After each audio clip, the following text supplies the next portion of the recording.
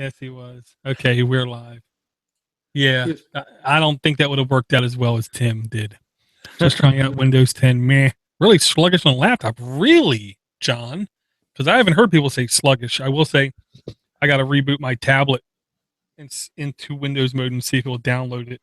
I'll tell you what, it ran very nice on my laptop. That's what everybody I keep hearing saying. It's actually running pretty good, not perfect, but pretty good.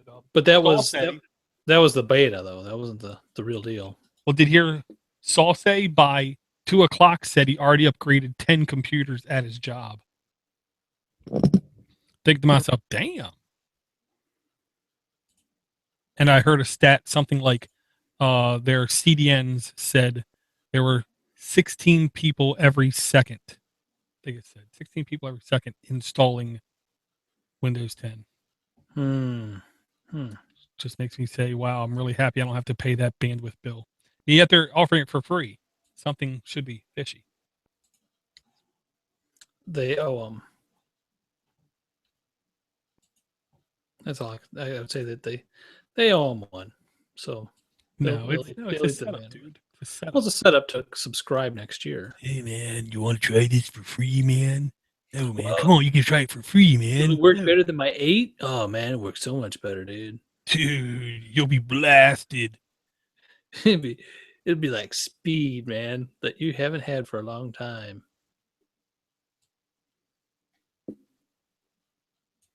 I'm not no Arab. Arab. Yeah. Sorry about that girl's text. Whoa, we should just that worked out pretty good though. That's kind of cool. No, it didn't. It did not work out good. It worked out bad, in fact. That's true. It was bad. Because he was almost irate. Or at least Tim knew what was going on. Tim thought it was funny. Yeah, that's true. He wasn't very happy. Well, what the heck then? Let me check my email inbox. Okay.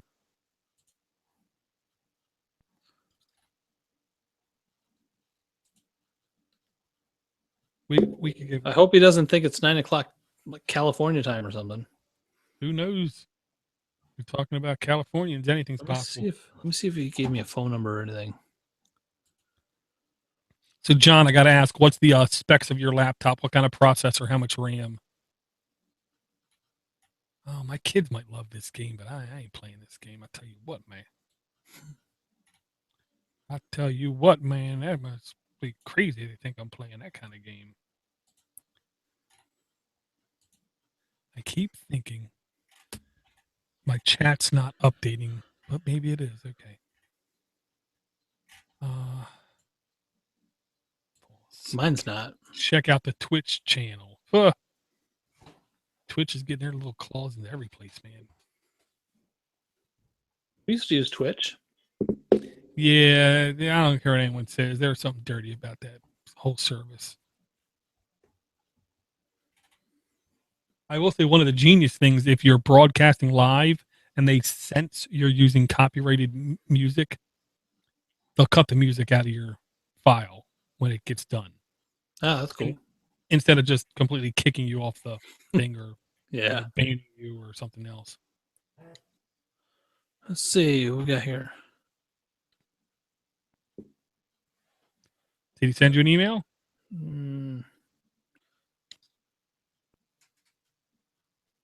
No, I think this is that Joe. Sorry, guys, I didn't want to.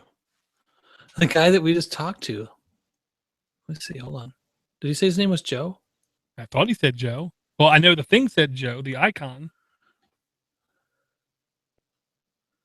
So what, maybe carries his alternate name with his alternate wife? Yes. I don't know. Let's see what it says. Sorry, guys, I didn't want to be on the show. Open. Take it easy, Eric. Sorry, guys, I didn't want to be on the show. I wanted to watch the show. Lol. So I'm embarrassed. Oh, he's a listener. No, listeners. No. Listeners cannot join the show. The audience of the club. I only invited those two people, the Yahoo and the radio dial. That was it. That's all I invited. I don't know, man.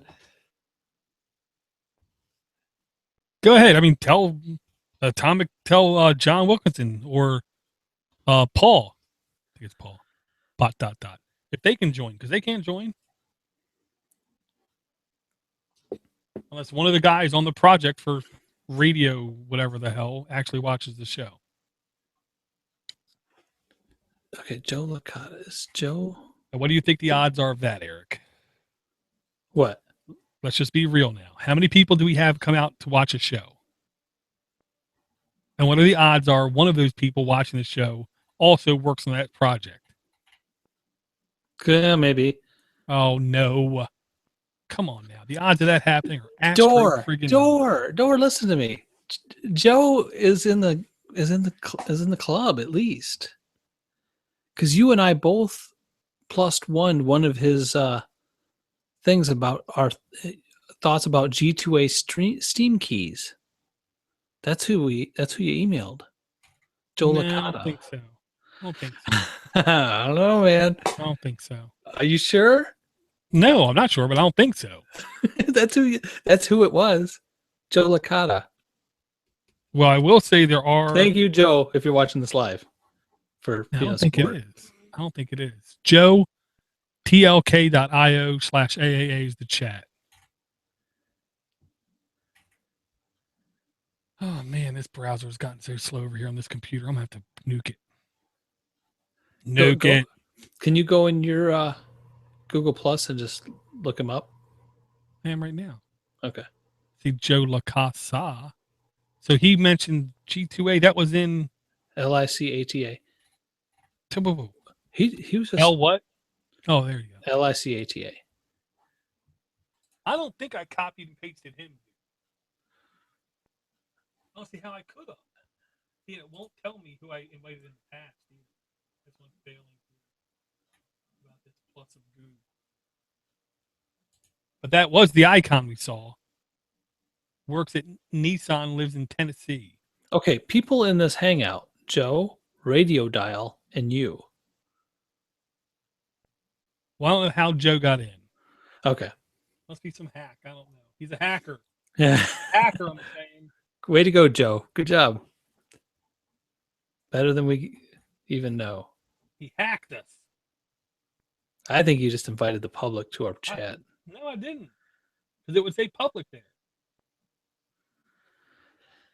Well, maybe when I tried to copy and paste in the Yahoo email address, it just went haywire. I don't know. Don't know. That's what I'm sticking with because I don't know. I better find some apps then because I don't think we got a show. Okay, well, I'm ticking and talking.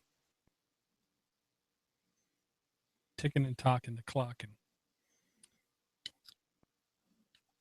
I tell you, this does seem like quite the light week on applications. It does. It does. But good news, you could always bring Microsoft's Arrow launcher to the show. I couldn't get it installed. What a I would shock. love to. I'm telling you right now, man, this is the beginning. The beginning of something great?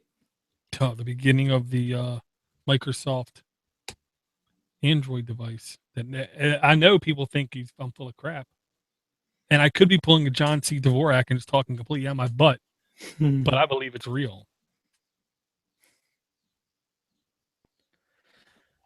All right. And it looks like you can't even download it. Can you even download it from Google Play? No, you got to get some kind of beta thing. Oh, yeah, that's great. No.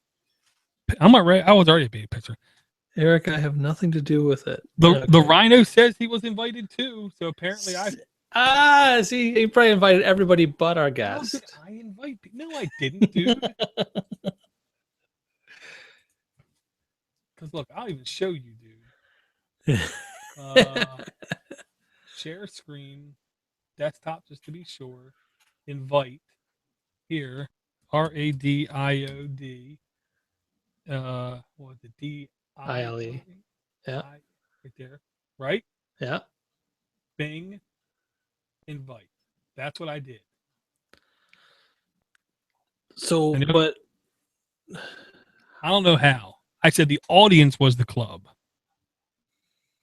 So I don't know how I could have done that. I don't know. I'll blame Steve. He's not here. It is his fault. I'm sure if he saw that, he's already talking bad about me. I'm going 1 week, and he screws it up. Yeah. Well, he should have gave you better instructions. Yeah. I'm not even touching that one, Eric. That's way too easy. This looks like it might be really good, though. No video. How can you not have video? All the great ones don't, right? I know, but this can't be good. I just figured it out. Mission Berlin. You know what it is? Rescuing Germans from No. Allied forces. It's the new Man from U.N.C.L.E. movie video game. You've seen that they're remaking that, right? No. Yep, they're trying to make a new Man from U.N.C.L.E. I get to respond back to. I'm gonna put door equals noob. I don't know what you're talking about, dude. Oh, I was just talking back with Joe.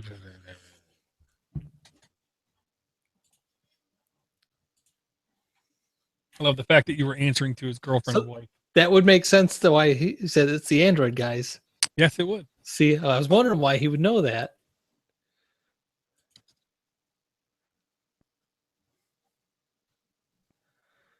That's pretty cool. Wow, this could be good. I'm going to have to check this one out here, man. How much is this? Is this free? Man, I'll tell you what. Free! I'll tell you what. Google's been just filling my pockets full of money lately. Oh, with the yeah, they've been really getting nosy. Well, they're completely wrong with me all the time. I tell you what, man. I bet I made $4 this week. Huh? They keep asking me, "Have you been here?" I'm like, "No." Yeah, I think they might have asked me something like that too. Let's see, what else do we have? Yeah. So we're only going to get 2 shows done. No, we don't. We got. Why say that? We don't have any apps. We don't have any guests. What do you think is this weak stuff? You got a mouse in your pocket? I got plenty. What's this? You bring apps first show. Second show, we'll do emails, and then third show, you bring whatever you have left, and I'll empty the tank. Sounds good. Oh, let me check out this one too. This one looks pretty good too. I have too many apps. That's the problem.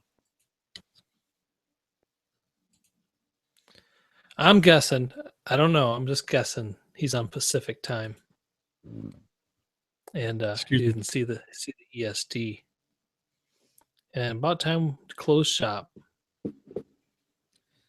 This looks a lot like the other game I brought, except different. Search the.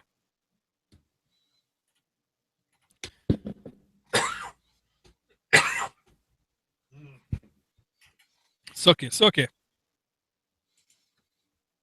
So, Door, you got bronchitis and you're coughing like that. You got to get off the butterscotch, man. I ain't got no time for that. You switch over to something. Yeah, man. Other flavor. Gotta have the butterscotch. Butterscotch. It's good. Don't believe me? Ask Johnny. She knows. Is that as good? Yeah. Okay.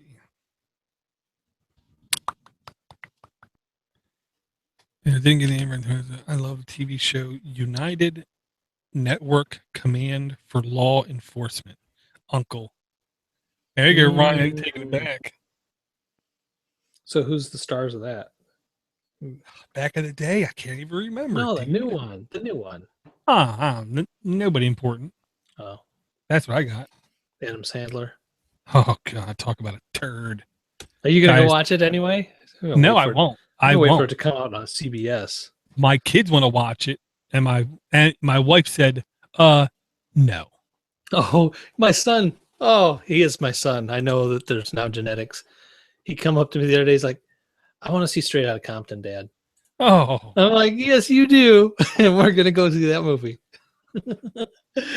that makes one of us. I'm like, yeah, that's my boy. Yeah, I didn't even know it was a movie. And then after he said that, I started seeing the ads for it. Right. I'm like, heck yeah. All right, Radio Dial. You are coming off my... Wow, he came up at 4 a.m. just to listen to the Hangout show from his phone. Who did? Jay Nguyen Knight. Nice. Okay, you want to start up your Audacity? Yeah, just a second. I'm having a problem here. Oh, it's the wrong one. I was wondering. That's what she said. Yeah, remove it all. It's all gone. Is that what she said too? Okay. Nope. Let me know when you're ready.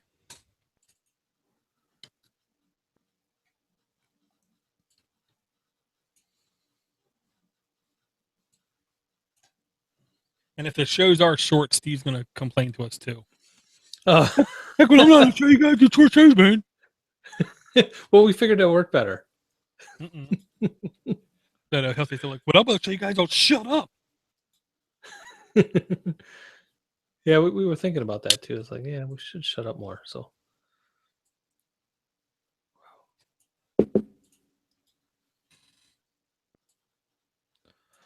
oh my gosh, Dora, I'm having hard times here. Should have upgraded to Windows 10 and take care of all your issues. That would have been much better, I'm sure. We do this. Yeah, we start up a private window. So at the drop of a dime, I can just bam. Oh, I paid money for that one, didn't I? Oh, no, it was a sale. It was a sale. Sale? I forgot about that sale they had. Okay, Eric, that had nothing to do with getting your Audacity ready. I'm just saying. What? A crappy background. I know when to see Samsung crap. I got rid of Radio Dial. Oh, okay. Yeah, good move. All right. Do you want me to start my Audacity yet? If you can, yeah. Well, you know what I mean. Get ready. That's what, you know. Oh, let me stop it. Stop. File. New. Close. No. I'm ready when you are. Okay. 5, 4, 3, 2, 1. Record.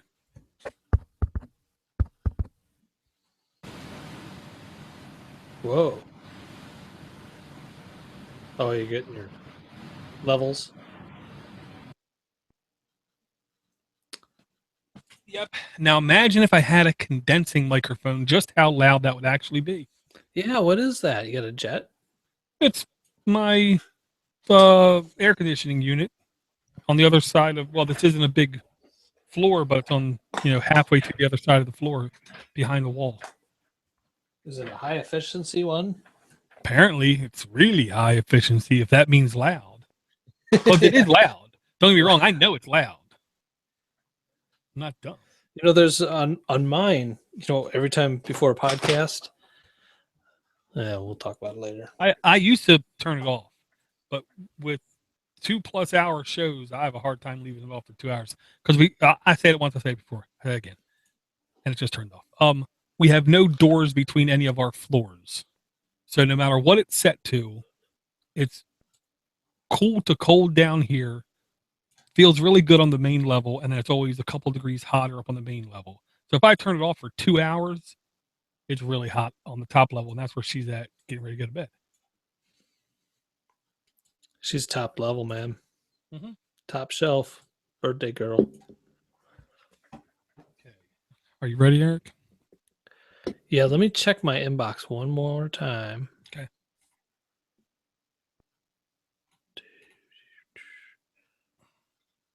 Yeah. Okay. Okay. Hello, everybody. Welcome to Android App Addicts episode 385. My name is Door to Door Geek. This is the show where we try to dig, scrape, find, discover applications and bring them to everyone. Hopefully, most of, if not all, these apps are new to the listening audience. I'm joined tonight by Mr. Eric Dini Media RT. Deanie. How's everything going, sir? It's going great, man. Beautiful weather. This is when Illinois feels like Florida, I guess. It actually got in the 90s. I got to Oh, get in my pool and the water was warm. It's nice. so you have a pool in your backyard? Yeah, I got a pool. See, my wife's complaining to me about getting one. I don't know. Yeah, do it. No. In this state, I believe it's a law. We have to have some kind of fence around any kind of pool. We don't have no fence around our backyard at all, so I'm trying to stall it by saying we need to first get a fence. Yeah, yeah. I've got I got a privacy fence, but it's not permanent because I do intend on moving the fence and the pool once the house comes down. But I don't have to have because it's a soft sided one. It's like one of those Coleman ones you buy at Walmart or whatever. Yeah. It's good size. I mean, it's 4 foot deep by I don't know 16 feet around. Um, and then I went to a sale and I bought like a $200 ladder for it for $40. One that you don't have to take the whole ladder out because that's one of our rules. If you don't have a fence, you got to take the Right. ladder out and cover it to Right. keep little babies from walking in. Um, so it has this ladder that you just take the ladder part, just the climbing part off, and leave the rest of it in the water. So it's kind of nice. Very And nice. the solar cover on it works. Gotcha. Well, let's see how much apps we can discover this episode here, Eric. Do you want to go first? Sure. I'm gonna bring a game. This game is called Crumble Zone. Crumble Zone by Rebel Twins. And I've had this installed on my device for a while, and I don't know why I hadn't brought it sooner, but I never really played it. This is the best way to describe this is the new version of Space Invaders, only in like a circle. Instead of you being at the bottom and moving back and forth, you're in the middle of a circle protecting a planet, and all the bad guys, which are actually more like asteroids, spin around you, and they just keep coming closer and closer and closer. It's a really it's I don't game much. This is a game that I'm like, this is a really really fun game. It's just challenging enough to keep your interest without being too hard that you don't want to play it no more and rage quit. Yeah, that seems to be the most recent fad. It seems like with a lot of games, making them so difficult that to me they're not really that fun. So I like games that let's say pull it back. You I there, will say Nora? this, yes, sir. I will say that this to me, honestly, Eric, looks like a duplicate app. Does it? Oh man, that might have been why I didn't bring it. Did you bring Um, this? it doesn't show. It is not showing in our listing, but I will say I swear I've seen it. Huh? Maybe it was an email, maybe that we didn't put in the.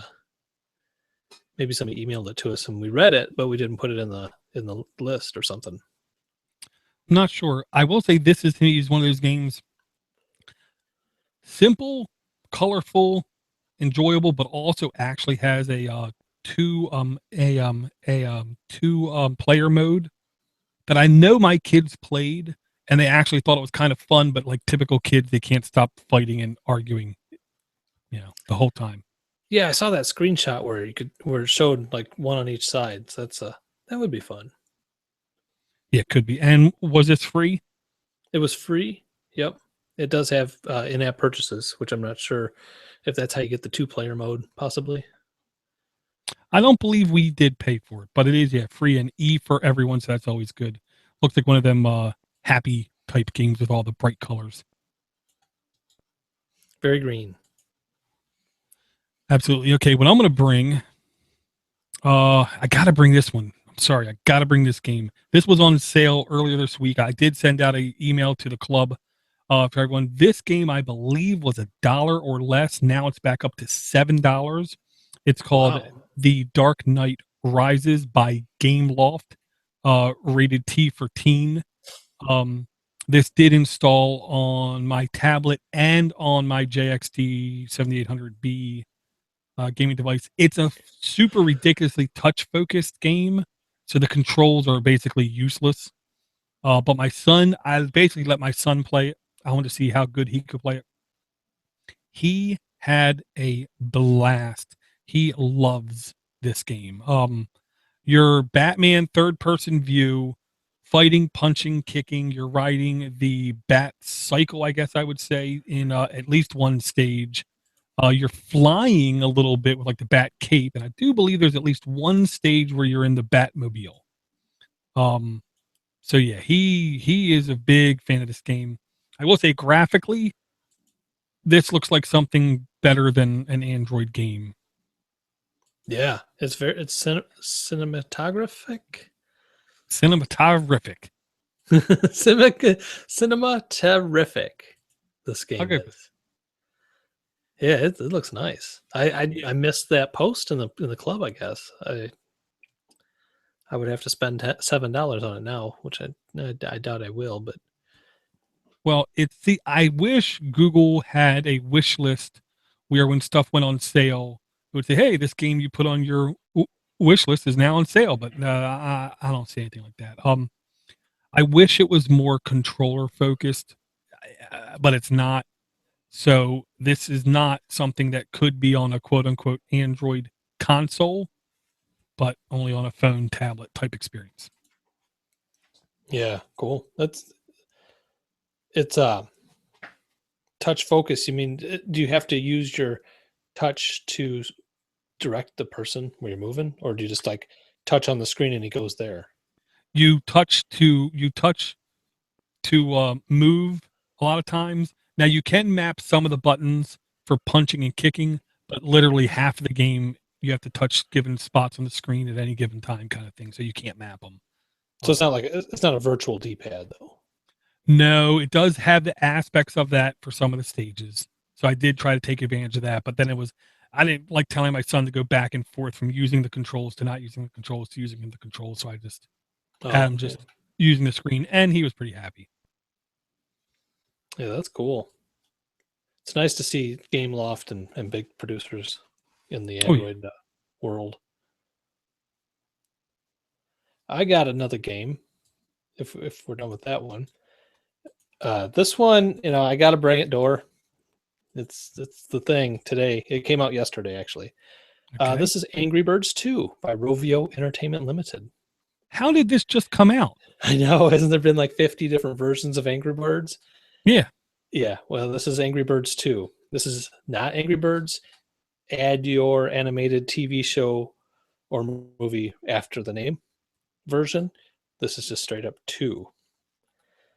I think it's had 6 years, 5 or 6 years since the original, and now they Wow. finally came out with number 2.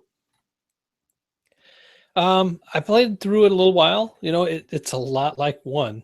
I'll say it brings the different birds to you quicker. Right off the bat, you're already, different kinds of birds, and it does teach you how to use the birds a little better, I guess. Now there was some dumbing down of it though, because there was in the old game you could really mess up if you didn't know what you were doing, and you Yeah. just tried to slingshot a bird into a spot that was nowhere close to where it was supposed to be. It would let you do it and just flub up. Yeah. This one holds your hand, and it made it. I was like, why can't I shoot it there? Why can't I shoot it there? Why can't I shoot it there? Maybe I haven't selected a bird, but then I looked on. Yeah, there's a bird, and then I realized it's got a red. It's like my trajectory line was red, and it wasn't going to let me shoot in a bad spot. Wow. So I Okay. was like, that's wait. I mean, it wasn't like it was a hard game to begin with. Yeah. And this is like a level 2. It's like, so Well, yeah, if it hold my had like hand. if it had like kid mode, if it asked you when you were launching, is this a child playing it? Then I could see enabling that mode. But Oh yeah, yeah, you gotta let people mess up. right. Yeah, I let will them learn. say, it looks like the type of birds have definitely. I mean, in the beginning, I think there's only 3 birds: red, black, Yeah, and yellow. I believe. They have a whole bunch more now. yeah, and it seems like like you start out with the red one in the new game, and then you go to the blue one, and they tell you like the specialty of the bird. Like use this blue one for ice. Kind of so that And I don't remember that with the first game. I remember they would blow up in different ways, but I don't remember a specialized bird for the material you're going to smash into. Not for the materials you smashed through, and there was no real intro to the bird. It was just here's your bird, and it just showed you a little crappy animation. But you really had to shoot it a couple times till you figured out. Oh, okay, I got it. Yeah, This you one has a learn. much more, yeah, It's dumbed down. It doesn't let you learn. yeah. Well, I'll say this: the dumbing down of games is one of those things. It makes a lot of people mad to say it, but it is utterly true. Sorry, Tim Bauermeister, but it is utterly true. Um, it's been going on. I was aware of it, to be honest. Super Mario Brothers Wii, I believe, was the game, my first game I saw, because what it did, Super Mario Brothers, right? Yeah. You die a lot. Why? Because it takes you a while to get good at it. This one, if you died 7 times on any level, it would ask you, do you want Luigi to show you how to get past this level? I thought, wow, that's actually kind of cool. So I said, so my kids are playing. So I said, whoa, stop. Hit yes. They hit yes. And then Luigi took off in the beginning of the level, and he didn't get all the powers, he didn't get all the things, but he went through the whole level. And at the end of the level, it said, do you Huh. want this? But then it said, do you want this progress to be saved? And my kid hit yes. So it let him skip the level. All Oh, he it had to do, saved Luigi's progress? yeah, so all he has to do, so literally my kids did nothing but go back to level 1-1, get all the extra men they could, go up as far as they could, die 7 times, get past that level, die 7 times, and they just kept doing that until they literally beat the entire game. No, that's just a So strategy. That sounds like just a strategy. no. So to beat the game, they only had to beat one level. The rest of the time, they just had to have deaths. And I'm thinking that's really truly dumbing down of games. Yeah. Yeah, but I'll say I love. I'm gonna use this word carefully. You love a Rovio game. No. The backgrounds in the game look unbelievably better, even though they're almost the same style. The backgrounds and the settings look a lot better. Like there's a lot more attention to them than the original It game. I is. will say that. And the transitions between levels and stuff's pretty cool looking too. A lot of stuff going on in the background, not just it's not just a static background by any means. Right. So what I really wonder is if we go back and look at original Angry Birds, then look at this one in a month or 2 or 3 or 6, whatever, is it going to be able to get as many or more downloads than the original? Because to me, they're not changing a whole lot. So I don't know if those original people are still on board because it's been a while. Yeah, I was talking to somebody about this game, letting them know because they have a grandson who's into these games, and she said, her favorite's still the Angry Birds Transformers, which was a whole different game, and which was extremely fun. And I think, yeah, I think this is a little long in the tooth. And I don't think there's going to be enough change here to keep people's interest, or Yeah. or to like, hey, man, I'm really gonna get into this. It's about the same as every other Angry Birds, I think. Yeah, that's what I think. I think it's basically been too long and they haven't changed enough. Okay, Eric. What I'm going to bring here next is another game that I literally discovered seconds before the show. Okay, this is a mature 17 and older. That comes with one of the things for okay, mature 17 and over, not a kids game. It's called Gabriel Knight: Sins of Fathers. Um, Ew. well, the name of it does not. Well, the name of it should immediately. Well, yeah, this is no kids game. Um, I will just say this is the kind of game that I really hope works with the gamepad on my controller, or I'm going to be very disappointed.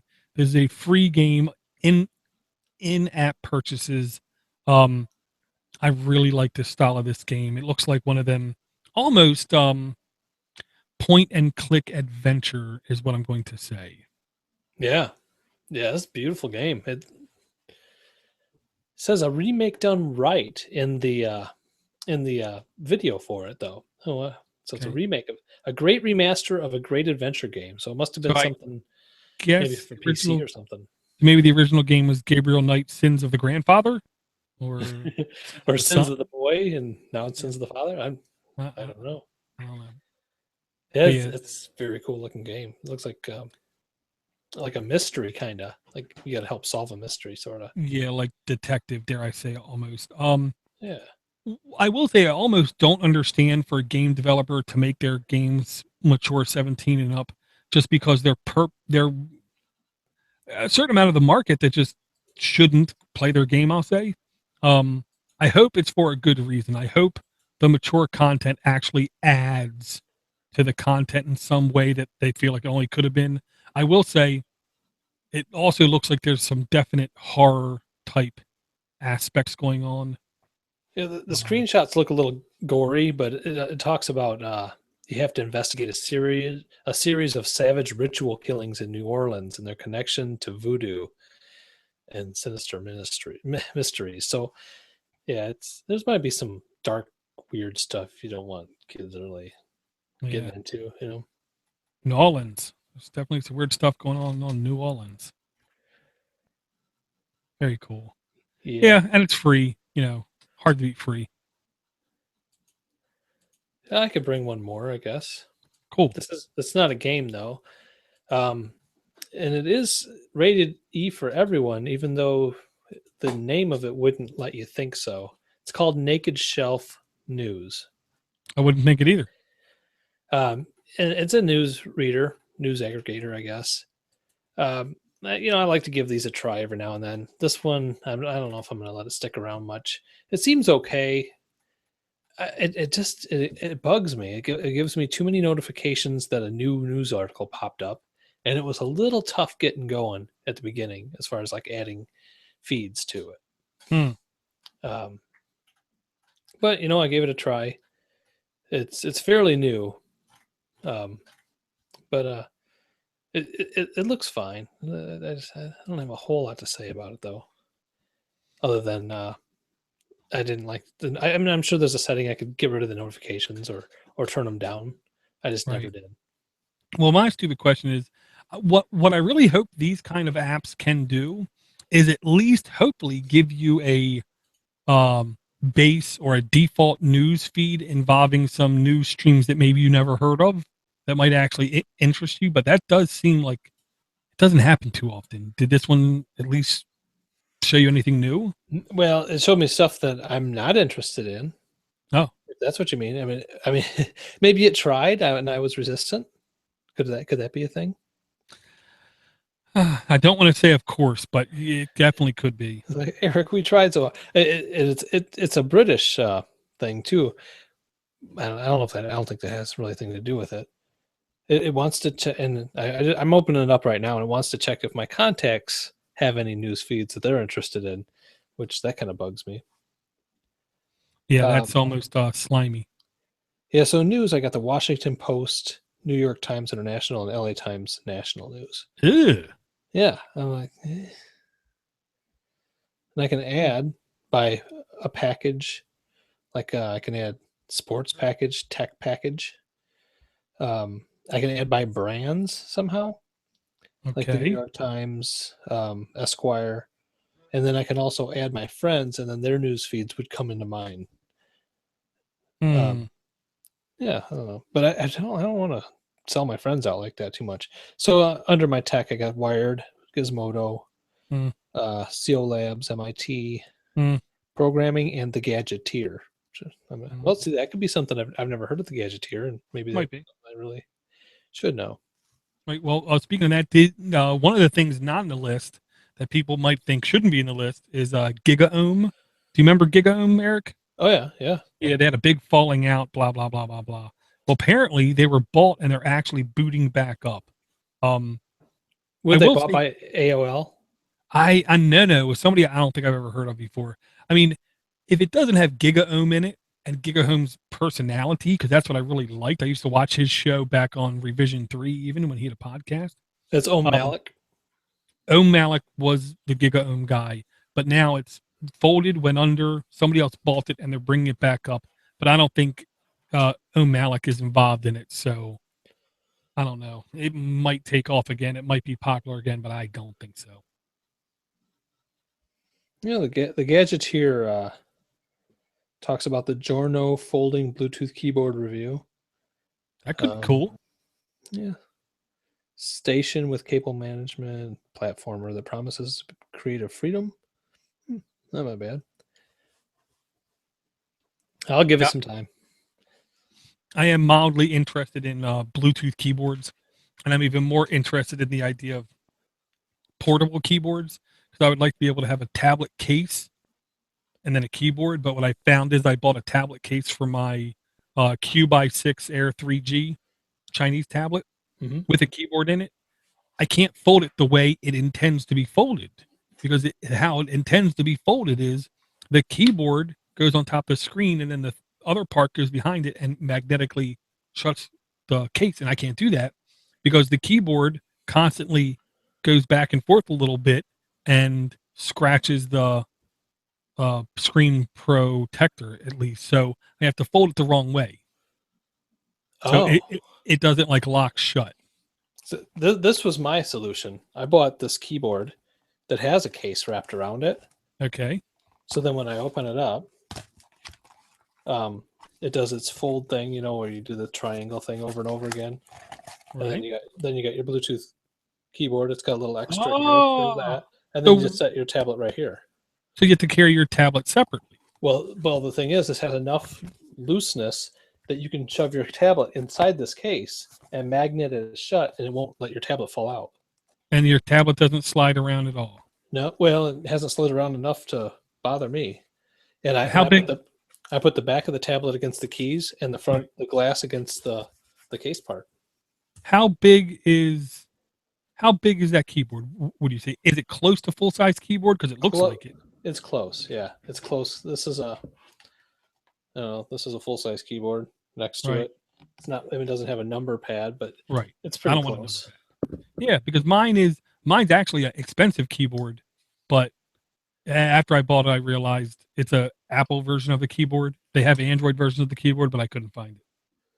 This one, I mean, this is made for an iPad. I've never used it with an iPad. I mean, it doesn't have an Apple key, doesn't have a Windows key.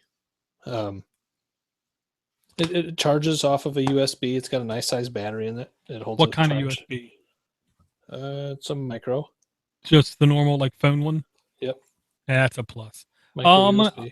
I'm gonna ask if you can, Eric. Can you shoot me a link to that? Yeah. I'll make sure to have that link in the newsletter. Okay. It is an iHome. Honestly, I got this at Radio Shack on sale for $11 Wow, on the clearance table one day. you're a clearance junkie, ain't you? That was when I was in Milwaukee, Wisconsin. Oh, okay. I can remember the day because I don't know if I've been to many Radio Shacks since then because they closed them all. Gotcha. Well, true. And I will say, anyone listening, if you have a favorite tablet keyboard, do me a favor, shoot me an email at aaa@ponce.com. I like to see what kind of choices that are out there. Um, I might replace the one I have just because I don't like the idea of folding it weird, closed kind of thing. It doesn't rub me the right way. It's a horrible pun. Okay, I'm going to bring one more app here, Eric, because that was a really horrible pun. Uh, okay, I'm going to bring this one. Yeah, I'm going to bring this one. Bring that one. Yeah, this was another one I got on sale. Let me open up a new window just to see how much it cost. This is Square Enix Tomb Raider 1 for 10 Man, cents right now. wow, Hard. you're bringing the big brands. Well, Tonight. this might be a big brand, but this is Tomb Raider 1, which means any child of today who tries to play this will probably be really upset. Oh, really? So should I Well, not hit? I almost hit buy. you can. Because It's only 10 cents. all right, But let's buy. it's because the character movement is so blocky. Like there's a hidden grid of where she walks and she can't stop between that. And if you're in mid stride, she can't turn. And when she jumps, she only jumps this farness. So it's a very cube or based environment that you're in. And this is very easy to remap the controls onto the game buttons on the tablet. And because this is a game technically from 14, 18 years ago or something, I don't know. This ran per frigging fixed on that JDX 7800B gaming tablet. They didn't fix none of that stuff They from the. fixed nothing. Wow.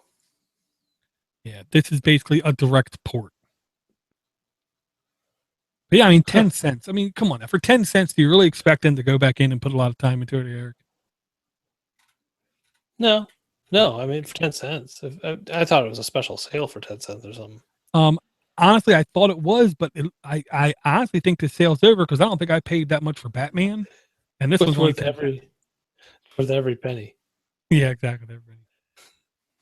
Yeah, so that's my That's, retro game for the week. I'll say. I'll give it a try. All I gotta say is good luck, sir. Good luck.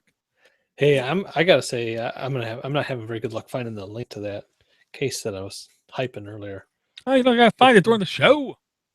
Yeah, I'm just Find it shopping. later. I'm not really listening. Why not? I listen to you. I'm just kidding. My wife doesn't listen to me either. So I got a freaking key outside. All right, we better stop this show before the truth comes out that I shop during podcasts. That's okay, Eric. Well, Eric, I definitely want to thank you for coming out this week. Is there anything you want to tell the people? I don't shop during podcasts. Okay. I don't think they believe that, Eric. Yeah. I don't normally shop during podcasts, but Dor sent me on a mission. So I was trying to fulfill a mission during a podcast. And hey, Wednesday, we're going to have some emails and voicemails. So I think our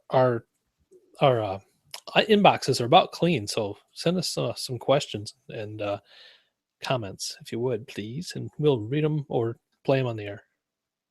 That is absolutely right. And you can send your emails to aaa@podnuts.com. If you want to send us a voicemail, you can dial 707-6-PODNUT. It's the easiest way, too. If you want to send us a voice file, please feel free to. I will do my best to play them on the show each and every week. I say that because sometimes I forget about voicemails. And with that, we will see everyone on the next show. I'm finish documenting that. I never played Tomb Raider, so I'm kind of psyched. I played it on my HP multimedia desktop with 8 megs of RAM, maybe. Wow. It was low. I know that it was low. Maybe 16. Maybe it had 16 megs of RAM. Is that that's the one with Laura Croft, right? Yep. The first Laura Croft.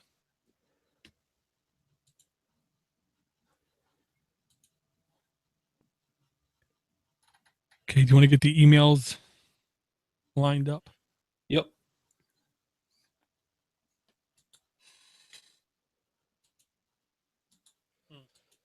I'm just wondering how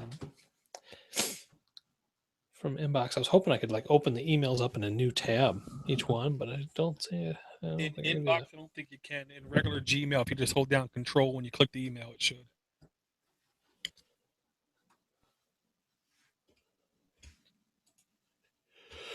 Oh, excuse me. Yeah, I need to get a beer or something. Wake me up. Yeah, that's how I knew this guy at my work wasn't really internet savvy. He called it Gmail. Janelle, mate. And literally, like 3 of us at the table sat there and said, "What?" And he said, "Yeah, I went to my Gmail inbox and did this." And then Okay. I don't know what he's talking about. Then finally, somebody said, "Do you mean Gmail?"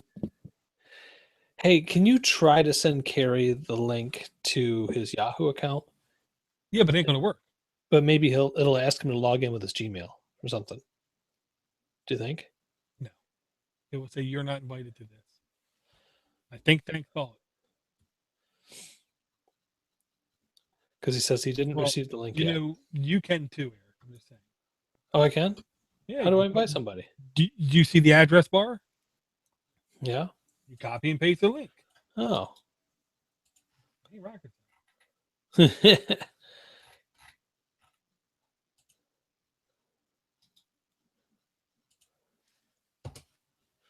sent it 58 minutes ago. So that he would have been right on time. How did I not see that? I don't know.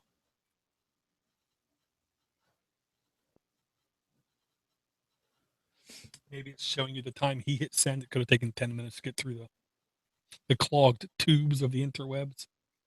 And we sent that to, what was the Gmail account? Was it Radio.Gmail at Gmail or something? Uh-huh.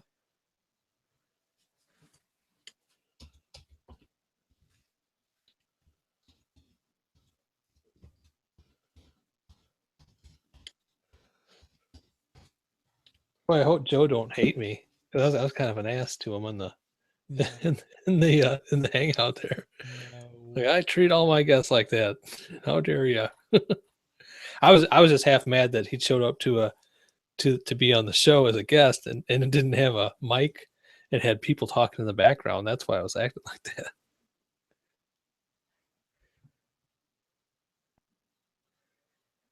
I wonder if he's still around. And Joe said, yeah, well, he's still in the chat. Zag portfolio for the tablet keyboard, hands down. Zag? Oh, Zags are nice. Are I've never nice. heard of Zag. Oh yeah, they're. I bought one of those for my father-in-law. He loves it. Oh, wow. That looks almost like yours, Eric. I know. It looks a lot like yours. At least the first one I'm seeing. Okay, well, I got my search, but it looks like the keyboard is just by itself. I need like a. Yeah, that didn't have the case around Yeah, it. I mean, I don't mind buying a case for the keyboard. I mean, for the tablet separately, but I would love it if it could wrap it. And of course, the problem is I have such a non-standard tablet. Hi, this is Carrie. Carrie, how come it says Gary? That's my pseudonym, I'm afraid. Oh, okay. Cool. I don't have a camera, and I hope you could hear me. I couldn't find a really good headset. Oh, yeah, we can hear you. Okay, Yeah. cool. Yeah, we don't need to see it, but I will say you do sound a little bit not great. Tinny, kind of. I'm not sure that there's much I can do except. Are you on your laptop, Mike? No, it's just a low quality microphone. I tried to go to Radio Shack this afternoon, but they had nothing. I guess they're going out of business or something. Yeah, we just got done talking about that. No kidding. So maybe it's the level. Let me see if it's at 100. Do you want me to turn it down a little? No, it isn't a level. Okay, it's up to you if you want to go on like this. I mean, do you have like maybe what can you describe the mic you're on? Yeah, it's called a, let's see in the light, Gigaware. Is it a tripod? It's got a base and an adjustable, I guess, curved stem. It's a pen. It's a pen mic. Can you put something under it, because it's like picking up your hands and stuff, I think. Oh, I can. Let me try. Any difference? Talk some more. The rain in Spain falls mainly on the plain. That sounds better, don't you think, Dor? Yeah, can you type for a second? See if we hear the typing.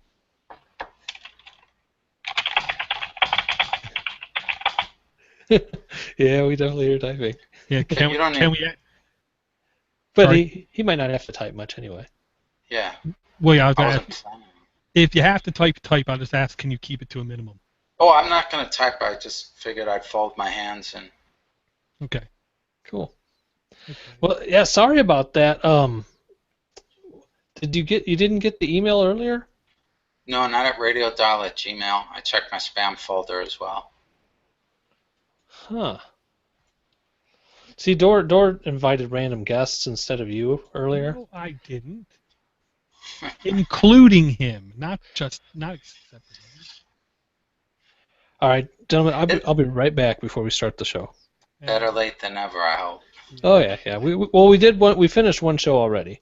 Yeah, see, this was not the account I added. I just looked for radio dial, and I found radio dial SoundCloud, and that was the account I tried to add. Oh, yeah, I've never heard of that one. I told him it wasn't the right one. I just Maybe it guessed was- radio.gmail then. I don't know where I got that from. I emailed that to you when we were having our little email Ah, back and forth. truth Yeah, bombs. yeah, because that's what you added. That's what you added Steve Cherubino with. I read that. Correct. Yeah, yeah. Okay. So Well, Steve should we? Cherubino's not here, so that didn't help either.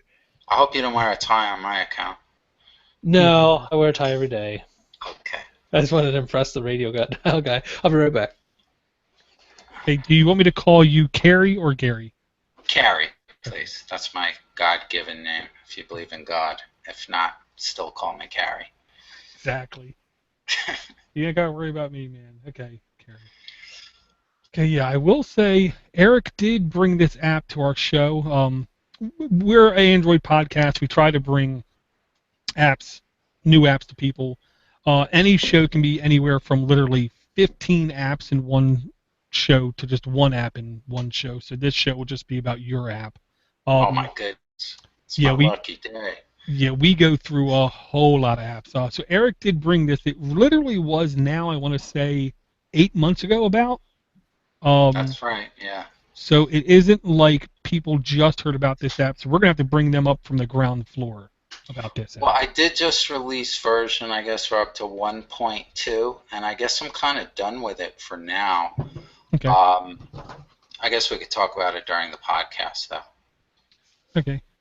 But nobody really knows about it. I had one day on Reddit where a bunch of people went, but that was a super early ugly version, which prompted me to make it less ugly as time progressed. Okay, can I ask, just to be sure, what is your developer name in Google Play? I think Multitask it's- 123? Yeah, that's our LLC is called Multitask 123. Okay, just wanted to be sure we were at the right app in the store. I'll double up. I'm not supposed to type. I'm gonna mess you up, right? No, we're good. We're not Okay. recording yet. Let me see. I'll try and type gently. You're fine. Oh, there You're it is. fine. I already have it open. I see radio dial at Gmail, multitask 123 LLC. I'm in the developer console right now. Yep, perfect. Okay. Okay. Let me come Okay, back to cool. that. So Google Hangouts lets you do a podcast? You use their technology?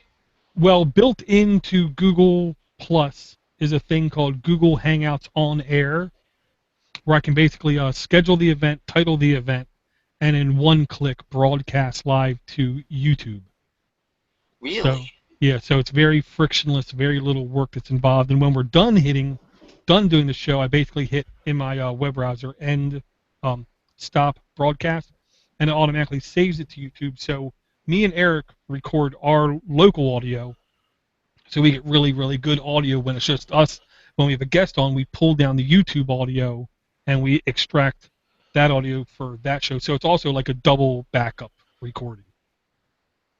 And this is a free service through Google Plus? Oh yeah. That's So pretty far. neat.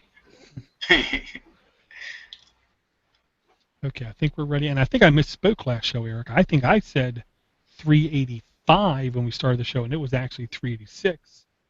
And this is actually 387. Yeah, I don't know. It seems like you might have said 386. I don't know. I don't know. Okay. Okay, we're going to start the show here. Okay.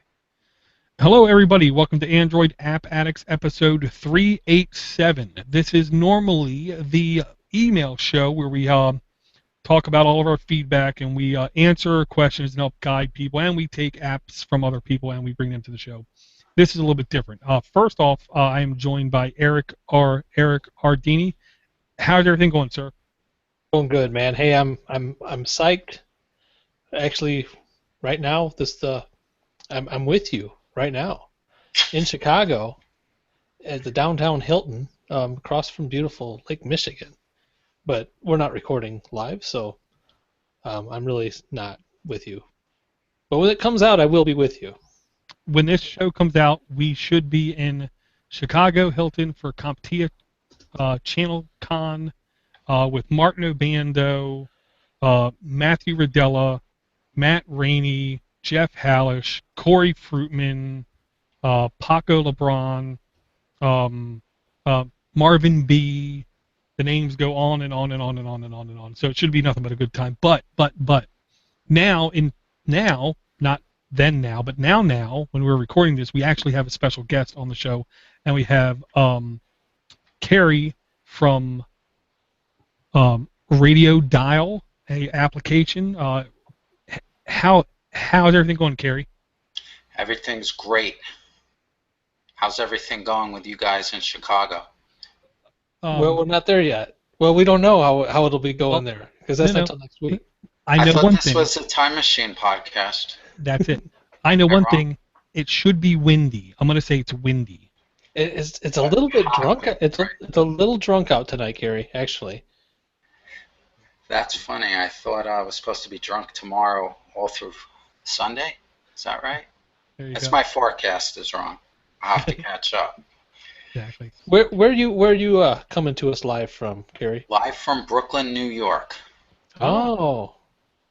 Right around the corner from my sister, and by that I mean it's a borough, so it could be half an hour away. Which borough is your sister in? She's in Brooklyn. What part? Honestly, I don't know. It's all Greek to me. The Greek part. Yeah, the Greek. There's a Greek restaurant on my corner with good coffee. Gotcha. So Carrie, you made this app here called Radio Dial. Can I ask, what does this app do, and who is it for? It's for people who like music, particularly in a Pandora-like format. The difference being it's powered through SoundCloud and YouTube's public API, and I guess the original, or you might say unique aspect to the app is that I built in something called a variety dial, that we have a commercial license with Last.fm. So every time it works like Pandora, you can pick an artist. I have 50,000 artists in the database. And then, say, for example, you pick Elvis. You could turn the variety dial to 50%. And when Elvis's song ends, it will look at 100 similar artists to Elvis Presley, and every other song might be Chuck Berry or the Rolling Stones. And if you turn it to 100%, you won't hear Elvis, but you'll hear all the artists like Elvis. And if you turn it to 0%, it would be nothing but Elvis. So that's kind of the concept of it. That's very cool. You know, I've been playing with the app, and I didn't even get to the radio, to the dial of it. I don't know why. I didn't even play with that part. I was going through genres. A dog, it'll wait patiently for you to come pet it. Hey, well, there it is. I never swiped to the left. That was my fault. That video, I apologize, but it's outdated. I was supposed to make a new video for Google Play, but I've been working on other projects. Gotcha. Well, I mean, A, we're all busy. B, any video is better than no video, so we definitely accept that. It happens to the best of it. But I will say, you already, okay, I'm not a music guy. I haven't been a music guy for a while. I'm a podcast guy. I overdose on podcasts. But what you just said is my main gripe about every other music thing I've ever listened to is I put in a name or a band or a album, and immediately it starts playing something to me that's too different. Just what the hell?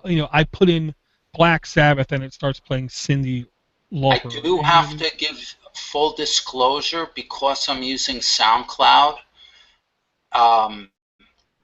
Just by way of API and Android restrictions, YouTube won't play background audio. So YouTube would really solve your problem, but the problem is when you go to multitask on your Android device, I have to switch it over to SoundCloud. Now, I don't know if you're familiar with SoundCloud, but while they are cutting deals with the labels, I think they have a deal with Warner Music.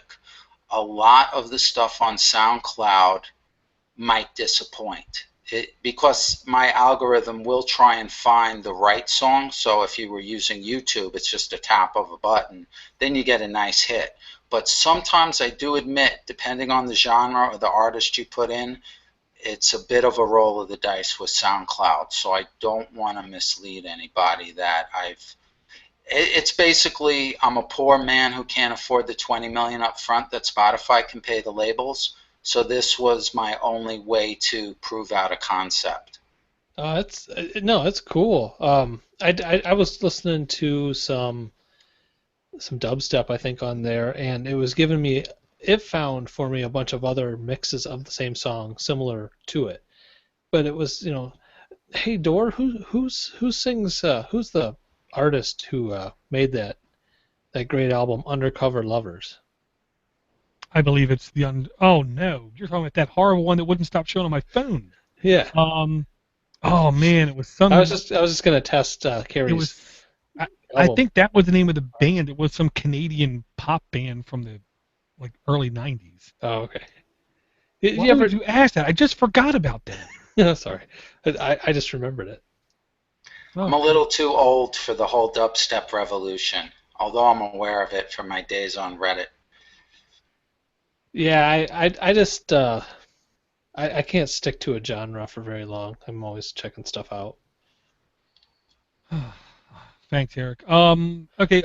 If I can ask you, Carrie, how long? Well, is this the first app you created? Do you create other apps? And if so, can I ask, how long have you been doing this?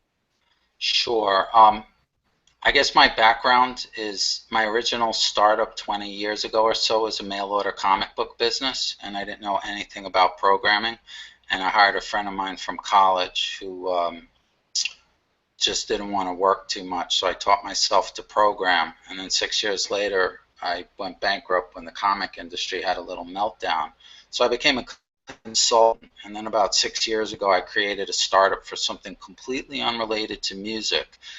But it was sort of like a Dropbox, and I realized when uploading MP3s and such, it might be a good idea to put a player in, and I built a Silverlight player for that.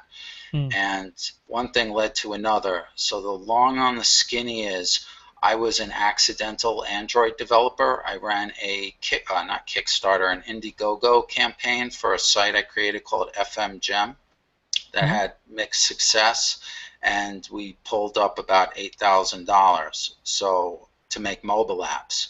So I built Radio Dial because, as I mentioned with YouTube, I realized I should have figured it out ahead of time, but I wasn't a big mobile guy. And when I learned that when you minimize YouTube, the sound dies, that created a major logistical problem, and that's when I came up with the idea, instead of building a playlist app, to try and build a Pandora-like app and use SoundCloud as the main driver. So I don't, unless somehow, right now I've got almost nobody knows about Radio Dial. So what I'm trying to do is I'm going to look for venture capital, which I've never tried, and I've been trying to get in touch with the CEO of SoundCloud, but that's seemingly impossible because I feel that having a Pandora-like radio app powered by SoundCloud might be good for them too. Right. But I don't know if I'll ever be so lucky as to do any more Android programming. I'm a C#.NET corporate developer by, I guess, the majority of my programming experience. Well, if it makes you feel any better, then Visual Studio 2015 is going to have built-in capability to compile C# code into Android applications. Are you serious? Very. I wouldn't lie to you. Of course not. I was actually about to go look at, I just built a responsive website. I'm putting my little LLC startup to sleep for a little while I go back to corporate consulting, but I'm looking at App Builder, and I want to see, they have something called Script. It's in beta, but it's through a company called Telerik, and the App Builder supposedly promises using JavaScript you could build native apps with one code base for both iPhone, Windows, and Android. I'm a little skeptical because I've been burned before by big promises from big companies. Yeah, there's a couple of them that promise that, like PhoneGap. Yeah, Xamarin. And what I'm led to believe is, from talking to people, is while technically yes they can, you lose a certain amount of functionality. I believe it. native functionality from all the platforms by being able to program from one code base, but it depends on the functionality that you need, whether or not it can be your all-in-one solution. Well, I have to admit, I mean, I sort of jumped into the fire, excuse me, building radio dial because there are, I guess, a lot of challenges to putting in two types of players.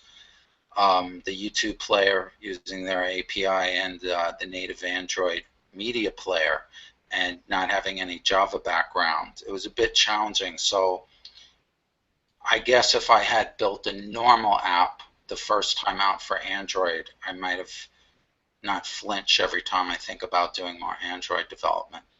I just wish it had been a little easier. It took me almost a year to finish up Radio Dial.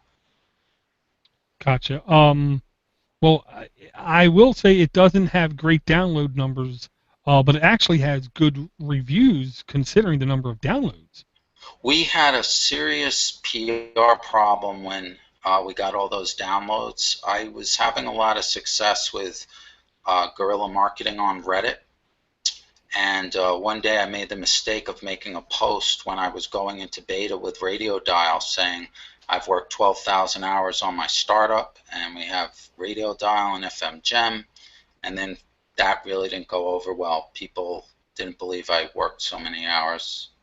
I'm sort of a workaholic. For the last 6 years, I really haven't left my apartment. So we got a witch hunt, and people started saying I was phishing for emails. I made the mistake. I did a lot more work on Radio Dial, but I made the mistake of using an iframe to leverage my website's social login. So because people couldn't see the SSL URL, they thought, well, some people led them to believe I wanted to steal their emails and get rich that way. And what that meant was there was a little movement to ban Radio Dial on Reddit, and I got a lot of one-star reviews. So I was able to make my rebuttal and survive that, but it wasn't a pleasant experience. Wow. That was a long time ago. That was about a year ago, but I survived, and it's all but forgotten. But hopefully my ratings would have been higher. Yeah, we brought this to the show about a year ago, I think.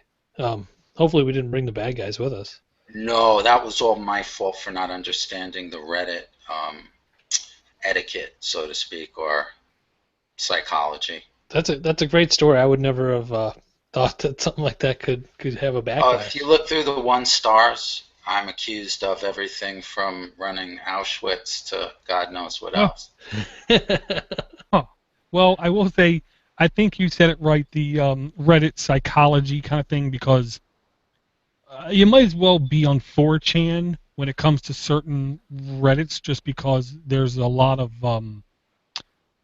personality, I'll say, that is very opinionated in certain subreddits, and it's really hard to get past those people sometimes. It was almost impossible, but I was lucky. The next day I wrote a long rebuttal, and it instantly hit the front page of Reddit. And that actually brought in more people. So for 2 days I was on the front page of Reddit without any sleep, trying to deal with it. And I guess I'm not, coming from Brooklyn, I'm not by nature suited to PR. You know what I mean? Like, I'm vaping, by the way. I'm just putting that out there while we have this podcast. So, Right. It was an interesting experience. I mean, at the time I was a little miffed, but in hindsight, it's all good, I suppose. Yeah, The big problem is just, it's really, like, I can't make money off this app right now due to SoundCloud's terms of service. You cannot use their API to make a music service if you want to do it commercially. You could do it non-commercially, which I'm doing. It's a free app. So if I can't get in touch with the SoundCloud guy, it's just this free radio app that I built on my dime mostly and a bit of Indiegogo money. And even if one person really likes it, that makes me happy. Right. Well, I definitely encourage you to keep trying, because I definitely think you're on to something here, something that I think a lot of other streaming music people, I don't want to say ignore, but it seems like they all believe, like, well, if we do things like Pandora, that's acceptable. That's fine. That's what people expect. I honestly think you're trying to take it at least a little bit deeper, a little bit further. So I would ask you to not give up. I'm not. I'm just trying to. Well, one, there's the economic expediency of me going back to consulting probably next week in the corporate cubicle world, which I try to avoid ever so desperately because I hate cubicles. We know people like that. Yeah. I don't know if you've had any experience dwelling in the cubicle, but it Uh, leaves a little something to be desired on the humanity front. However, I'm not going to give up. Multitask123.com is my partner and I's LLC. He's a lawyer. He just kind of helps me as a counselor, friend, sounding board, tester. We have like 4 apps. I've tried everything, but it seems marketing, I can't get any SEO love from Google, even though I've read every single technique short of doing something, black hat, but every legitimate technique. But it seems like it's a catch-22. If you have a lot of traffic, you get a lot of love. Yeah. But without the traffic, you can't get the love. So how do you get over that hump? And I guess that's the $64,000 question in my mind. Right. Well, I'll say we have you on your show. I'm not going to say you're going to be an overnight success kind of thing, but I think, to be honest, this is the kind of grassroots thing that can definitely help. And if people who download this app, who listen to this show, like what they hear, I highly encourage you send an email at SoundCloud. Try to go, I'm guessing, contact at SoundCloud and mention this app. I just sent a couple myself, but they're not very good at responding at SoundCloud. They're an interesting company, really. I don't know how much you know about SoundCloud, but they got a tremendous amount of venture capital, and they do have a deal with Warner, but right now it seems they're having trouble generating another round of financing because they're in a bit of a catch-22 where they don't have deals in place with the other big labels like Sony and Universal, and investors are a little skittish without those deals in place. But they have something like 250 million monthly uniques, I believe. Wow. They're really big. They're really big. We've had we've brought SoundCloud to the show a few times, and that's a place where if you're just starting out, that's where a lot of people get their start, is they upload something they made to SoundCloud, and it gets popular. Hopefully, is that kind of right? And then that's absolutely right. That was their entree into the music industry, that serious musicians could upload their stuff, sort of like YouTube, and have a platform to drive listeners. It's kind of, if anybody who hasn't been to SoundCloud, it also gives you the options to comment on a certain part of the track that you're listening to. And it's just kind of a weird interface where you see like a waveform of the entire song and little comments as it goes through. It's different. Yeah, I thought it was pretty cool the first time I saw that. Yeah, I think there's a certain amount of genius to it, because if there's a break in a song or a drum in a song that you like, you can comment on it, and people know you're commenting about that time right there. But it also remarkably lends itself to the idea of podcasting, because it can allow people during a show that's posted, post a comment at a time context context. I can't even say the right word. Temporal context. Yes, sensitive part of the file, so you can see this comment goes with this part of this audio. So I do think they're definitely onto something. I think it's one of those things they might be afraid of growing out of control, so they might be trying to slow their pace, keep it control maybe. But I will say I don't see them going away. I don't see them getting smaller. Warner has a 5% stake at this point. That was part of the deal, and they're looking to do a subscription model. That's why I thought, I'm not a greedy guy. I just don't like to write an app that kind of languishes in the shadows. And I thought, from a strategic perspective, I mean, especially with their deep pockets, relatively speaking, I'm just one developer, and I'm not an Android expert by any stretch of the imagination. I'm sort of a jack of all trades, but I could only imagine with the right resources, like I'm sure Pandora must have a little army of programmers working on Pandora. Yeah. Sure. Yeah, I mean, maybe you could try to, I don't know, I'm thinking now, maybe contacting maybe an artist who's popular on Pandora and see if they can like the idea of the app and support it. Yes, what I'm hoping to do is write a business plan and take a little walk down Silicon Alley because I'm getting the feeling that the concept of the gatekeeper in the .com world is not a myth. Right. So I'd like to meet some of these mysterious gatekeepers. Yeah. Hey, I got a quick question. Did you do the design of your app? No, it's a woman named Donna. We found her through one of the online outsourcing sites because we were on a shoestring budget. Diana Hernandez. I apologize. I'll plug her because she's in Venezuela, I believe. Wow. But she did all our art at a very, very reasonable price, and she was really very nice to work with. I wish I could have used her more. Yeah, one thing that really strikes me about using the app is that orange glow or red glow in the background. It's such a nice touch. That was makes it me. cool. I take full responsibility for that glow. Oh, And I lost it when Lollipop came out. Is that the most recent one? Yeah, Lollipop. There was they broke it. So I had to read a whole bunch of articles how to get it to work with Lollipop because it got really ugly and washed out in version 5. huh. But thank you. That's very nice of you to say. Yeah. Yeah, you didn't really need Donna. That's the part I liked. Just kidding. It adds something though. I like the look of it. Let you know that there's still something. I also got burned on Reddit. They really seem to hate that. They hate, what is it called, gradients? Really? I like gradients, but I was told I was so 1995 or 19. They're always dating me, which I like to do myself without any help from anyone. Huh. That's funny. But I like it too, so that makes 2 of us at least. That's two of us. Two of us old folks who like gradients, I guess.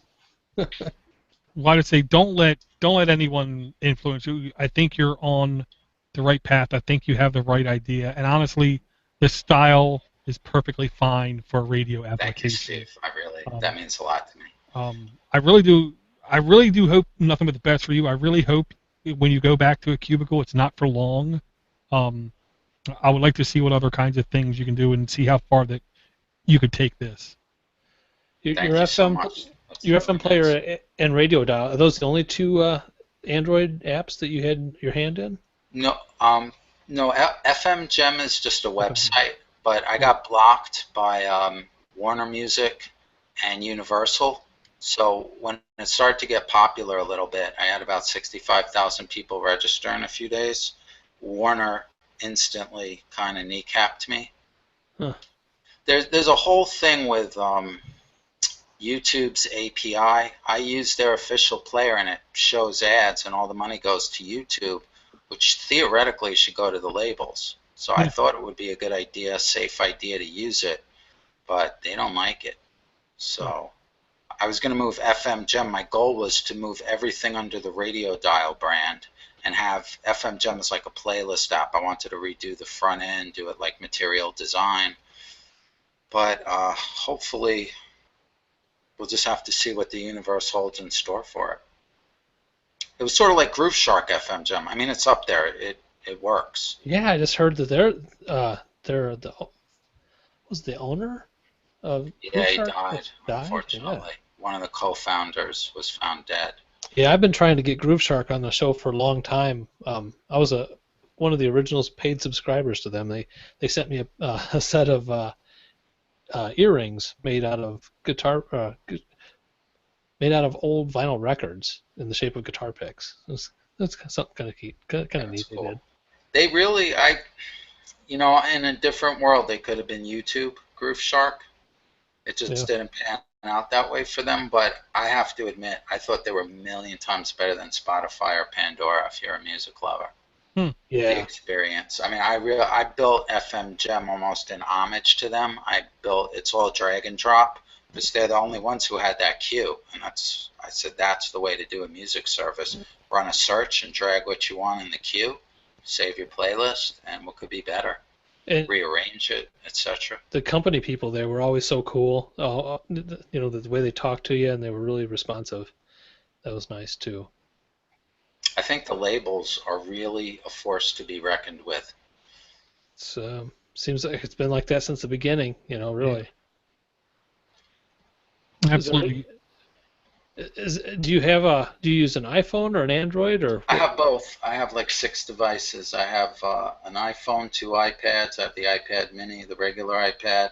I have a Kindle, the Amazon Android tablet. I have a Samsung Galaxy tablet, and then a big Samsung Galaxy phone, I think. I only use my Apple phone as a real phone, though. When you're not doing work on your app here, what do you do with all those devices? Is it all work? Well, it was for my latest site that I am going to finish this one. It's called TaskSmarter.com. It's like a personal task management to-do list responsive web app. So I use all the tablets to make sure it lays out right. I built it using something called Kendo Mobile. So it's a mobile paradigm even for desktop. One code base works the same on desktop and phones and tablets, and lets you send yourself reminders. I built it in the Amazon cloud. I really didn't know anything about. I missed the mobile revolution because I spent so much time on desktop, and I type fast. I know how to use ASDF, all that stuff. So I didn't really get mobile. And now that I'm out and about, I get mobile. I just wish they had holograms, so you don't have the little screen. And That's now coming soon. I wear reading glasses, so it's even worse. Yeah. You just need to strap a phone to your face with like a Google Cardboard or something, or Oculus Rift or something, and just live in it. Yeah, I guess why I did all this stuff is, even I may not be able to do it myself, but the promise of technology these days, everything from, driverless cars to going to Mars and everything else in between, it's really amazing. If you grew up in like Star Trek and all that stuff, to see it sort of coming to fruition now, it's kind of mind-blowing. Yeah. And in 1992, I was watching cable with a good friend of mine from college, and that's when they first started having right before you could just start a movie and pay for it on cable. It's like, goddamn, why? We should be able to watch any movie we want, any goddamn time. This is bullshit. And then, 10 years later, Netflix was out, and they started doing their streaming. I guess 10 years, maybe even longer. So seeing this stuff is, you can't help but want to join in the fun. I remember walking through Sears one day, telling my wife, one of these days you can be able to watch TV on a computer screen. She's like, shut up. Carrie, well, it's great to have you on, man. Is there anything else you want to tell the listeners before we finish it off? No, just that the guys who run this podcast are awesome. All right, yeah. Thank you very much, Gary. Well, smart Thank you. guy. I really appreciate it. Steve, Eric, you're very nice to me, so thank you so much. You're welcome. Thanks for coming on. Sorry we had a little confusion getting you on earlier. Thanks for sticking around. No, it was my pleasure. Okay, I'm going to sign off, guys. Okay, All thanks, right. sir. Thanks. All right, thanks so much again. Okay, I want to thank Eric for coming out. I want to thank Carrie again for coming out. Do not forget Radio Dial, RADIODILE, SoundCloud powered. Go download the app, check it out. If you like it a lot, contact@soundcloud.com. Email them, tell them to contact this guy to work something out. And with that, I want to thank everyone, and we will see everyone on the next show. Oh, man. Of course. I know. I got it time stamped when he cursed. All right, cool. Okay, let me document this app really quick. Okay.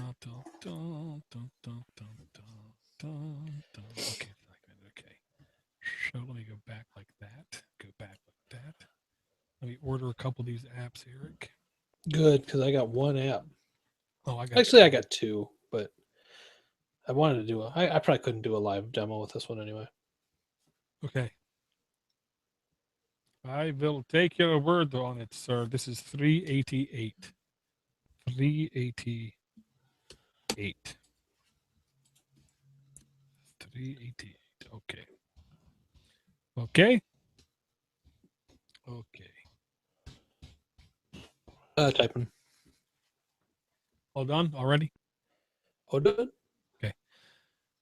Hello, everybody. Welcome to Android App Addicts episode 388. This is Door to Door Geek on the show where we try to bring you all kinds of applications. This is a Friday show, which means empty the tank. I'm joined this episode by Eric Dini Media, our Dini. How are you doing, man? Good, man. How are you? Doing pretty good. Pretty good. I wanted to ask you a question about your area of the country. Okay. Because you're a little bit north, but you're not really in like the frozen tundra type north. Do you guys have like pollen and allergies up in your area? Because I can tell you here, I've had a couple people in the last week tell me they have allergies nearly all year round. Yeah, I don't think we would have them all year round. I'm a newbie to the allergy thing. It only started affecting me maybe 3 years ago. The rest of my life, I was pretty good.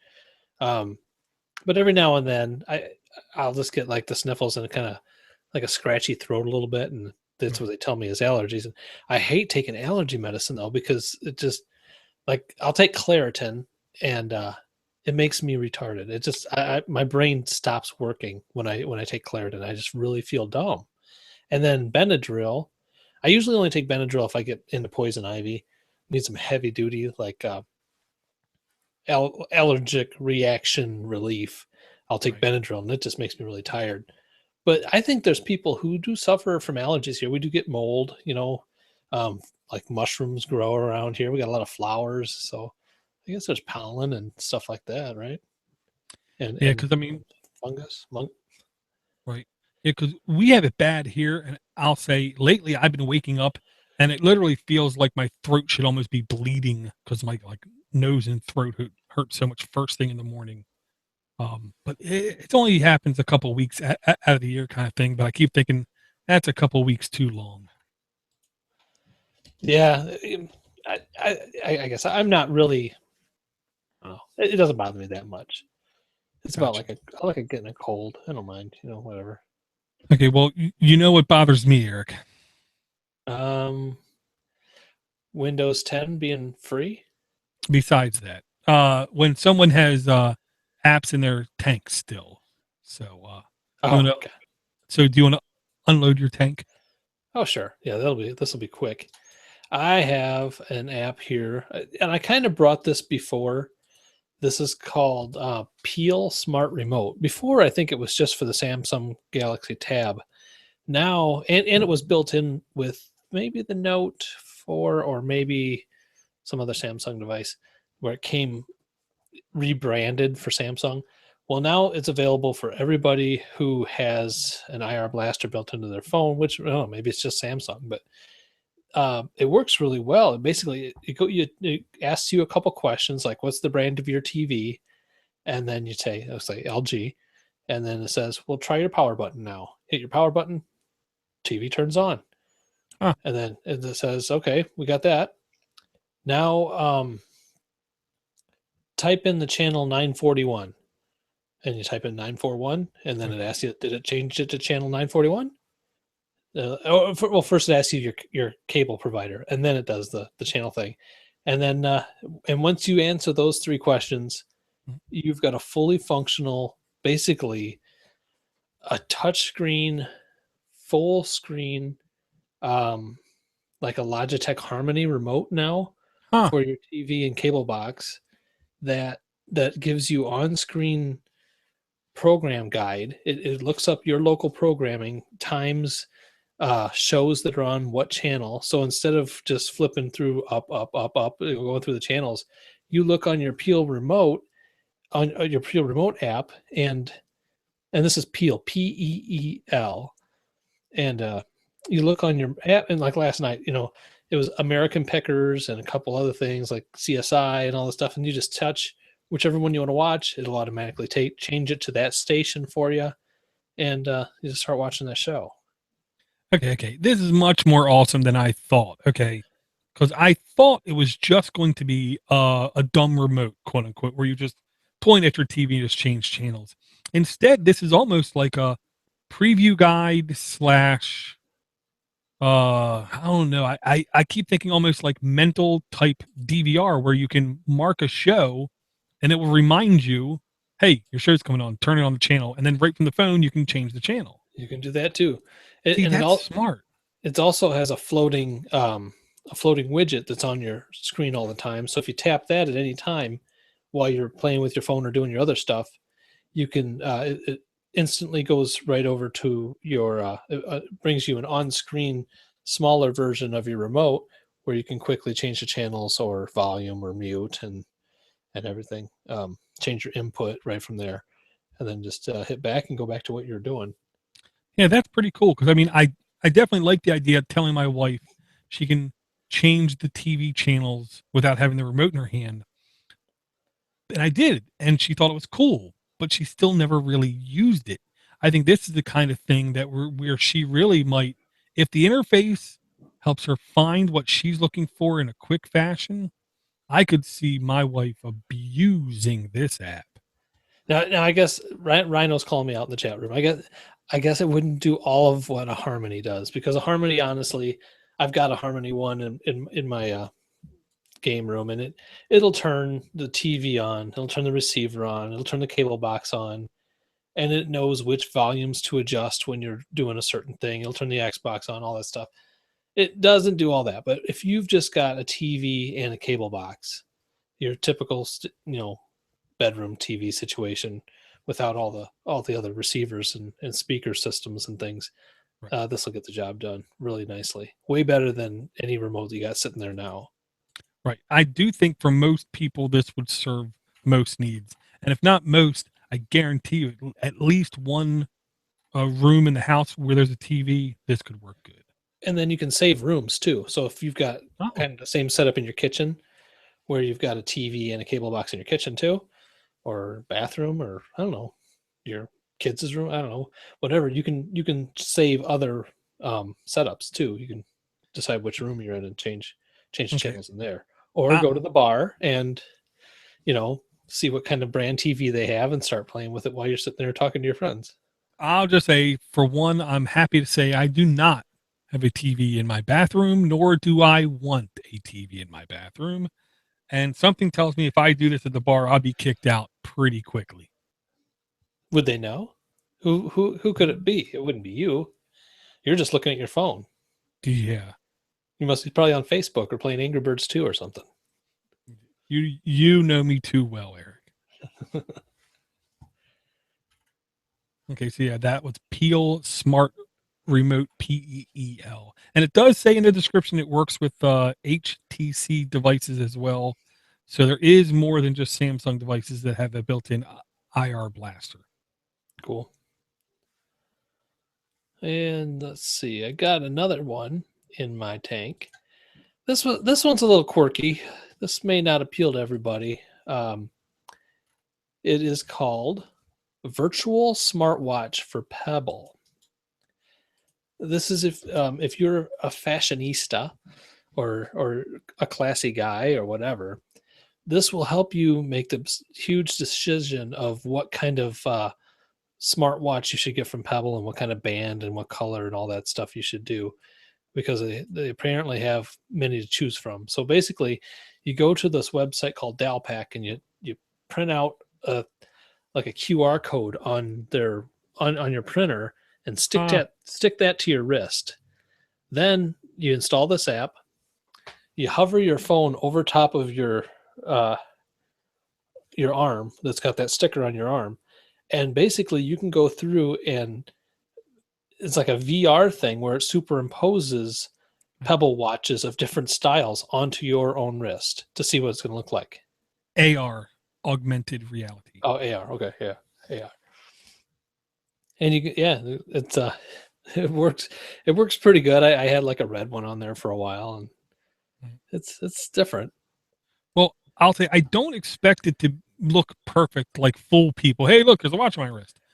But what I do expect, because the little thing you print out is a given size, hopefully it would be, it would like show you the appropriate size. So on a little child, the watch would look humongous, and then on someone like Mark Cockrell, it would look like a little thin bracelet because he's gigantic. Um, that I think is smart. I think it's really smart. I'm not a fan, as you know, Eric, of any of these smartwatches kind of thing, but this is the kind of thing that I do think could help people know, is this for me? You know, how do I like how it generally looks? Right. Yeah, I wouldn't say it's photorealistic. It's quite, but I don't know. It's a fun little thing. Just, I mean, I could see other uses for this kind of technology, whatever they're using here. Like you could superimpose a different shirt on your buddy or something. You know, that'd be kind of neat. You could superimpose a different shirt on your friend and then just be able to change whatever shirt he has, you know, type whatever, like I'm with stupid on his shirt and then have it pointing at somebody next to him or something. Or, Right. Or the shirt could say, I'm not trying to be dumb. I'm not trying to sound stupid. I'm going to bring that shirt.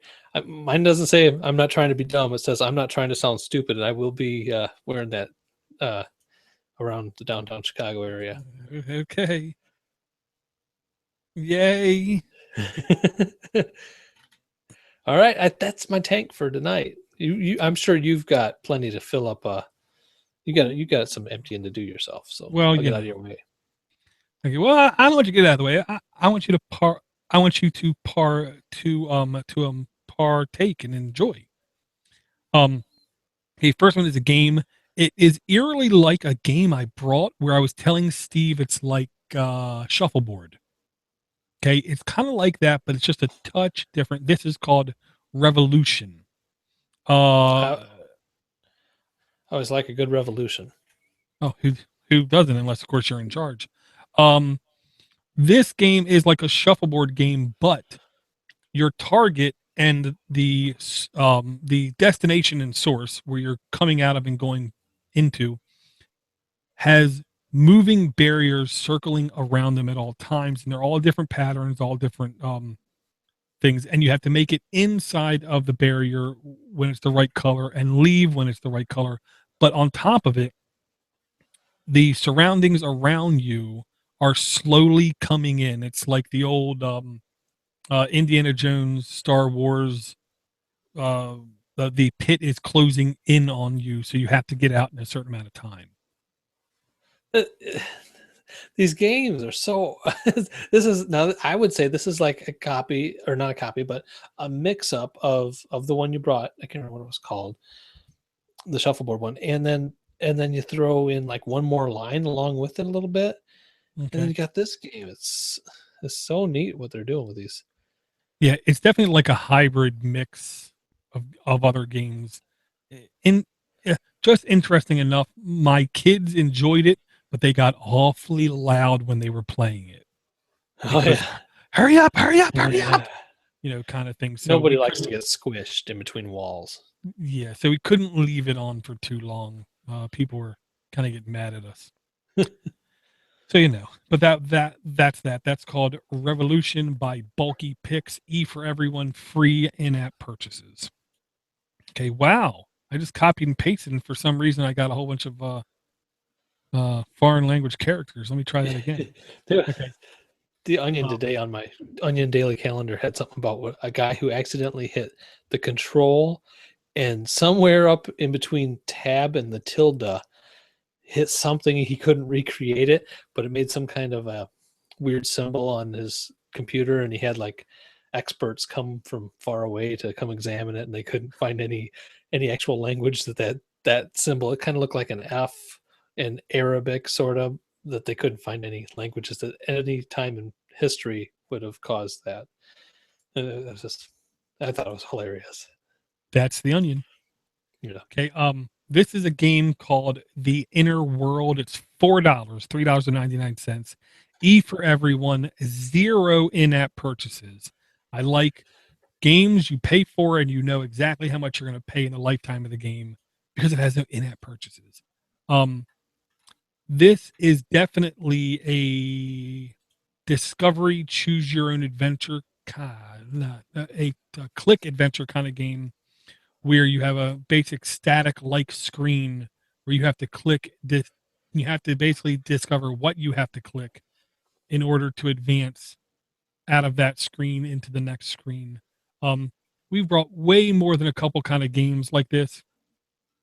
I will say, this looks like one of those genuine hand drawn kind of games that obviously I'll say had some amount of time devoted to them to make it. So I'm not shocked it cost money. Would you call it cell shading? Is this a cell shader kind of animation or not? It's definitely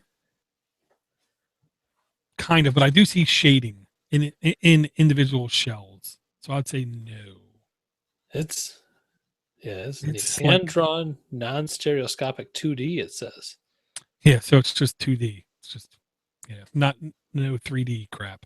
I don't know, almost like crayon marker stuff going on. It's really hard for me to describe, but I will say 4,000 plus reviews. This is by a top developer called Head Up Games. Google Play Editor's Choice, yada yada yada kind of thing. So this is no slouch kind of game. This is definitely a more popular game. 2,600 5-star reviews. Have you played it yourself at all? Yeah, I did play it for a couple minutes. Yeah, I was hoping I would have game control support, and it didn't. Some of the stuff is just so bizarre that you do. Like, just in the video, it shows where you would dump some whiskey down a hole in the ground, and you end up getting a worm drunk. The worm comes up out of the hole tipsy, and then you take the worm, and you have to use the worm's body to make the springy part of a slingshot. Nice. Rather than a rubber band. Yeah, this game is definitely a little out there. We'll say that. That's so crazy. Cool. Yeah, and I don't even know what the main character is supposed to be because he's definitely not a human. Of course, I don't read the game, so that doesn't help. I just click buttons. Yeah. Okay, here's another game I'm going to bring Eric. Another $1.99 game, rated T, teen for everyone. Does have in-app purchases, but I still had to bring this game because I liked A, the name of it, B, the icon of it, and I did like how the gameplay was for it. This is called Xenowerk, Xenowerk, which everyone should remember. Xenophobe. So this is alien-like Xenowerk. The icon looks almost like Metroid. So it's another thing just for me to like about the game. This is a top-down, three-quarters view alien shooter that's done uncommonly smooth is what I'll say. And you're not zoomed so far back out that you really can't see any details. And you're not zoomed in so far where you can't see things around you. This was a heck of a lot of fun is all I got to say. A heck of a lot of fun. It looks like you got some good firepower in this game. You get some pretty good guns to blast them away. Yeah, and there was all kinds of power-ups you could get to your gun, all different types of guns. You could get laser scopes. The enemies are almost as inventive as the guns, I'll say. Definitely there's some repetition in the beginning with some of the characters, but it does get broader kind of thing. This game to me is also, it says a top developer, Pixel Byte, top developer, 1,500 reviews, 1,000 of them 5-star reviews. That's pretty good. Man, I mean, this game looks so nice. You could use your game controller on it and play it on a 40-inch screen and just probably really have a great time playing this game. Yeah, what I have to figure out about my game pad and my TV experience is I bought the game pad I have because it has HDMI out. Okay. Today's gaming, though, I found out by watching a Cinemassacre video. Of all videos, I actually learned something watching a Cinemassacre video. One of the videos he mentioned that on newer TVs, you have to, or you should go into your TV modes and look for a game mode. It actually reduces the lag. Because when I had it hooked up to the TV and I was looking at the TV and trying to play the game, I was sucking. I was doing horrible. And I think in hindsight, it's because there was some lag that I didn't know that was going on. So the processor in the TV itself was working harder to make something beautiful that didn't need to be. Apparently so. So, at least I'm hoping so. Hmm. So I'm gonna take a look at that, see if I can figure that out, because that would be definitely cool fun. Because my kids honestly like watching games as much as they like playing games. So it could definitely be fun. Yeah, it'd be better to have them watch you when you're actually doing good. Yeah, true. Okay, I'm almost done with the games here, Eric. I swear. This one is called Theotown, Theotown by Lobby Device. I want to say E for everyone, no in-app purchases, no price, completely free. This is like Sim City, is what I'm going to say. The graphics are actually a touch better than like Sim City 2000, Sim City on Super Nintendo kind of thing. You definitely have a little bit more of a broad range of things that you can build. I do not suggest this on lower and or smaller screen devices. The bigger the screen, the better your experience. But it's still, if you look at it really close, it's still a little bit pixelated, kind of on purpose, I'll say. This to me was just nice. It was a nice game, easy to pick up, easy to play. If you're at all experienced with any kind of city building simulator, this should basically make sense to you from day one. So it's totally that game. Exactly. Yeah, that's cool. Just copied, basically. Been a long time since I played one of those. Yeah. Okay. What I'm gonna bring next here, Eric. Okay. I've been using TouchPal keyboard for the longest time on my phone, and I figured out the real reason why I used it for so long and I like it is because it has really good swipe controls, but it also has a built-in clipboard. Okay. Which allows me to copy multiple things, then go to an email and pick and paste different things. So I don't have to keep jumping back and forth. I'm going to give this app a shot though. If this app works, then I can basically use any keyboard. It is called Native Clipboard. And all it basically is, it's a clipboard manager is the way I'll put it, to where it should be able to keep me a history of things that I copy into the clipboard. So hypothetically, I can go into an email, have 5 things copied in my clipboard, start to type, paste one of the things, start to type some more, paste another thing.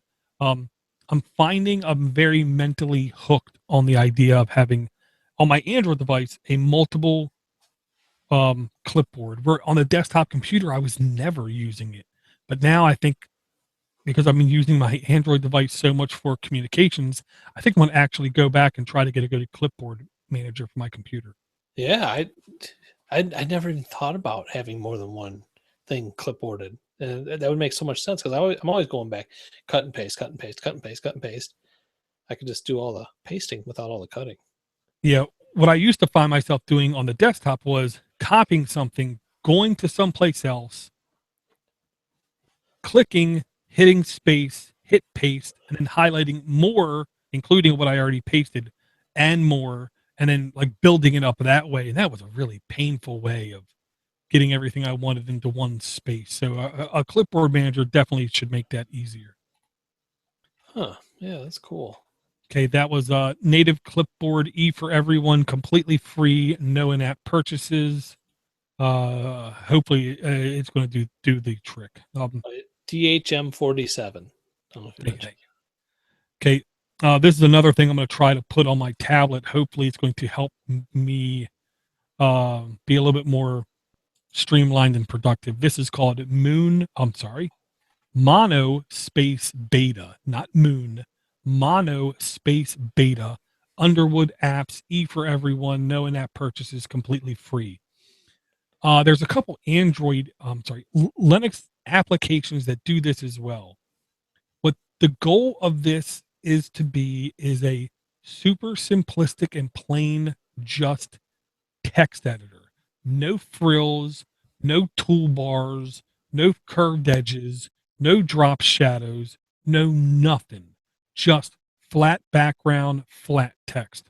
The only thing it does have in it is it does have stuff like Dropbox integration and such, but it also tries to take advantage of what's called markdown text editing, which is kind of on the fly enhancements you can do as you type to make things quoted, a bullet point, bold, a um, a um, italic or such. But you don't need to do any of that markdown stuff. I think it's just a plus you can do. So I think I'm going to try this because I really should fully type out my emails sometimes before putting them in my email and hitting send. How else would you do it? Typically, I just go into the email, I start typing, and then I hit send. Oh, Where okay. this would allow me to do it outside of that and preview it and save it. Maybe I want to touch it up again later, kind of thing, and then send it.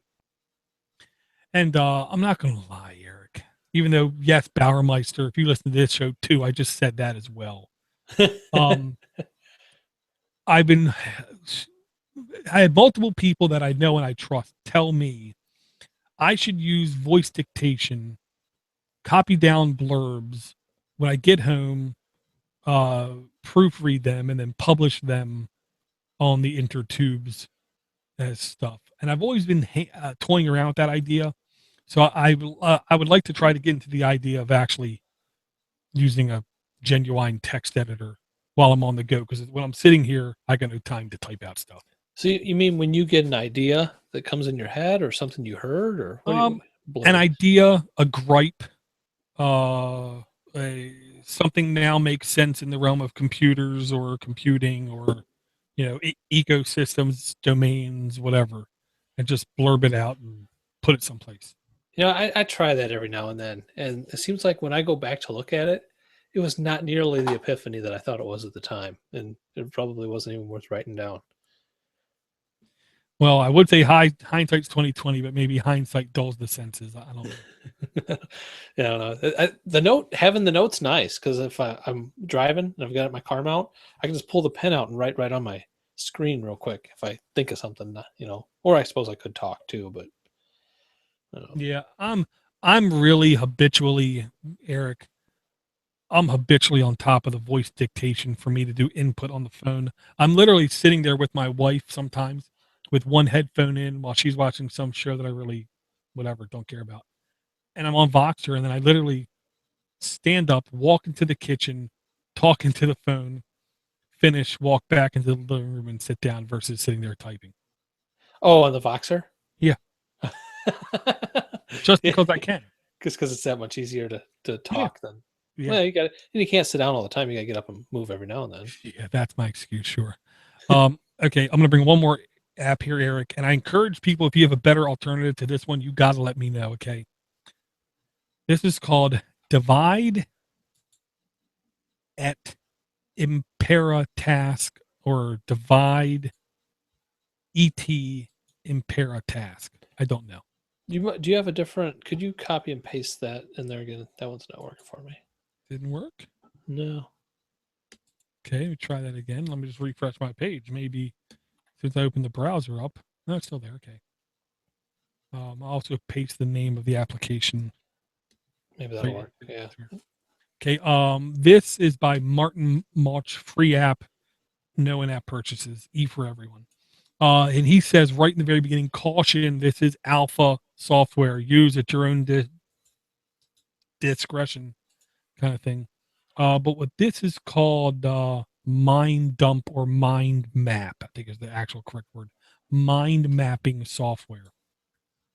Mind mapping software looks to me like it could be a really useful, functional way of organizing ideas that you want to fulfill. Like if I want to think about a new podcast, I could use the mind mapping thing to help organize my thoughts and maybe make it easier for me to actually pull the trigger and do it. Who's the maker of this? Martin March, Mauch. I still can't find it. That's so weird. I don't know. If I type that Divide at Impera tasks into the Google Play Store, all I get is one app called Task Go Organizer. I don't know. By, I mean, I just go will. ahead. Vertigo just ahead. Huh. Huh. I'll even come over here, Eric. That's okay. I'll just listen. Type it I'll just in. listen. I will share my screen. I will say, I mean, that's whoops. Oh yeah, that's not the one. Okay. I don't know. I don't know what to say. Um, That's how but beta it is. It doesn't even. He warned you. I guess. Well, alpha software. Oh. So I will ask people if you know of something better, or if you use something for your daily driver for mind map or something, please email us aaa@pots.com so I can know. I will say one thing that this does. This can sync your mind maps with Google Drive in a format that some desktop mind mapping software can understand. So that's the real reason I wanted to give it a shot, so I could easily share stuff back and forth with no issue. Okay, so a mind map, you start with an idea and then you break it off into parts and break that off in parts. Is that right? Yeah, that's the way I look at it. You break it down into bite-sized pieces, so the task is easier to do. Do you do this in practice? Do you use this kind of a tool in your ever? Are you going to ask me more questions about it? May. I don't know. Okay. I want to. I like to. They look good. They look like they might help.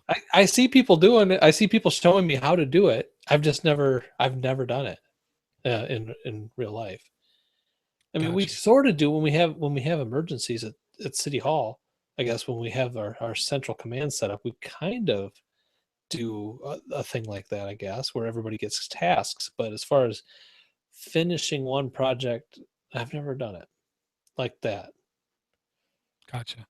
Yeah, I don't know. I just thought it was interesting enough, an idea that I can try.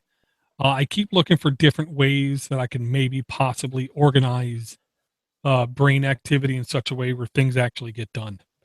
I bet you the people who do it do use that and are super successful. Just ultra, they've got a great new Tesla, and they probably have been using it to their max, to the maximum potential. And they're using their brain to the maximum potential, and it was all because of a mind mapping program that they started when they were 12, and they just lived their life that way. And I just missed it back then. But there's a barrier of entry to these things. So you're saying I'm chopped liver? No, you're fine. No, you go for it. I can't wait to watch your progression. You and me both.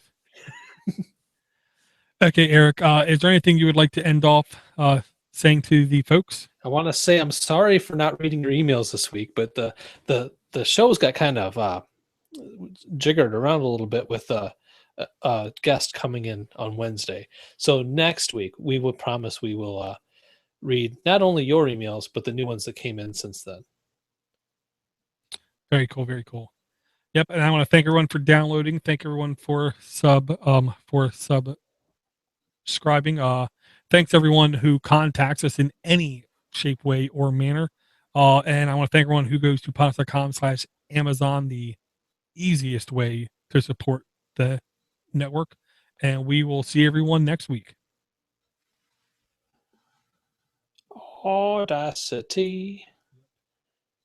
Click off Audacity. Now, let me go get my noise canceling out. Oh, yeah, that's the noise. Yeah, I did email a podcast today, Eric. I said, I've started off with, I really like the show. You're still live. You're still live. You're I know. Jump ship on me, are you? Man. It's all right. Do it in front of everybody. No. I said, I really like your show. I really like your content. I was just wondering, did you notice the static that is in your entire podcast now? And that's all I said. And he said, now that you meant, he said, no, I didn't. But I just listened to a couple seconds and there's static throughout the whole thing. So they weren't listening. Well, they weren't listening or they didn't notice. I don't know. They weren't listening. They don't listen. And I said, yeah, I'm not trying to complain. I just want to make sure if someone listens to your podcast for the first time, you don't give them a reason to stop listening. Was it like somebody had a bad mic connection or something, like a dirty pot, or what was background If I noise? had to, no, if I had to guess, I'm guessing they're just either using an analog connection to their mic, or they're using like a Tascam thing. They were using something that either wasn't, dare I say, professional grade, or they were using like analog cables maybe or something, because it was literally just nonstop throughout the whole thing. They probably weren't using a gold mic. I don't know, but I was, I know I have the nasty habit of coming off abrupt and sometimes rude when I type an email, and I didn't want to at all, because I think he's a really nice guy. I think he really means well, and I think he really does have a pretty good podcast. I just was like, man. Dude, I'm sure he appreciates it. That's a great thing you did. Otherwise, Well, like, you're right. People are going to get turned off by it and not listen. right. Well, he did actually reply with something like, "This is something I should be able to do in Premiere, right?" So I had to be really honest with him back. I said, "Oh, I've never used any Adobe product for anything." Is it a video podcast? No. No, I want to say Premiere. It's Premiere's- their audio editor, whatever it's called in Adobe. I don't know what it's called. But I knew it was the Adobe product. And I said, well, I've never used an Adobe product, but I can tell you in audacity, I leave like 5 seconds at the beginning of my show completely silent, so I can isolate all that bad noise, and then I select the noise, I do a get profile, and then I do a noise cancellation on the entire track, and it basically gets rid of it. I said, but you really should preview it after that to make sure it didn't hurt your audio. I said, it might take a little bit of extra time, but I do think the reward in quality is well worth it.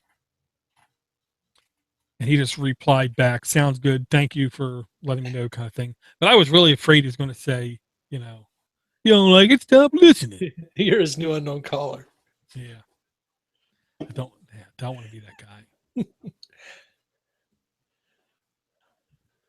Not to be that guy. Okay, Eric. I've noise canceled, and I'm putting it in the BitTorrent sync just so we got it. I'm gonna have to suck down the YouTube to get his audio, which I know I can't get right. Well, I can't get to we end it, so I'm gonna end this broadcast.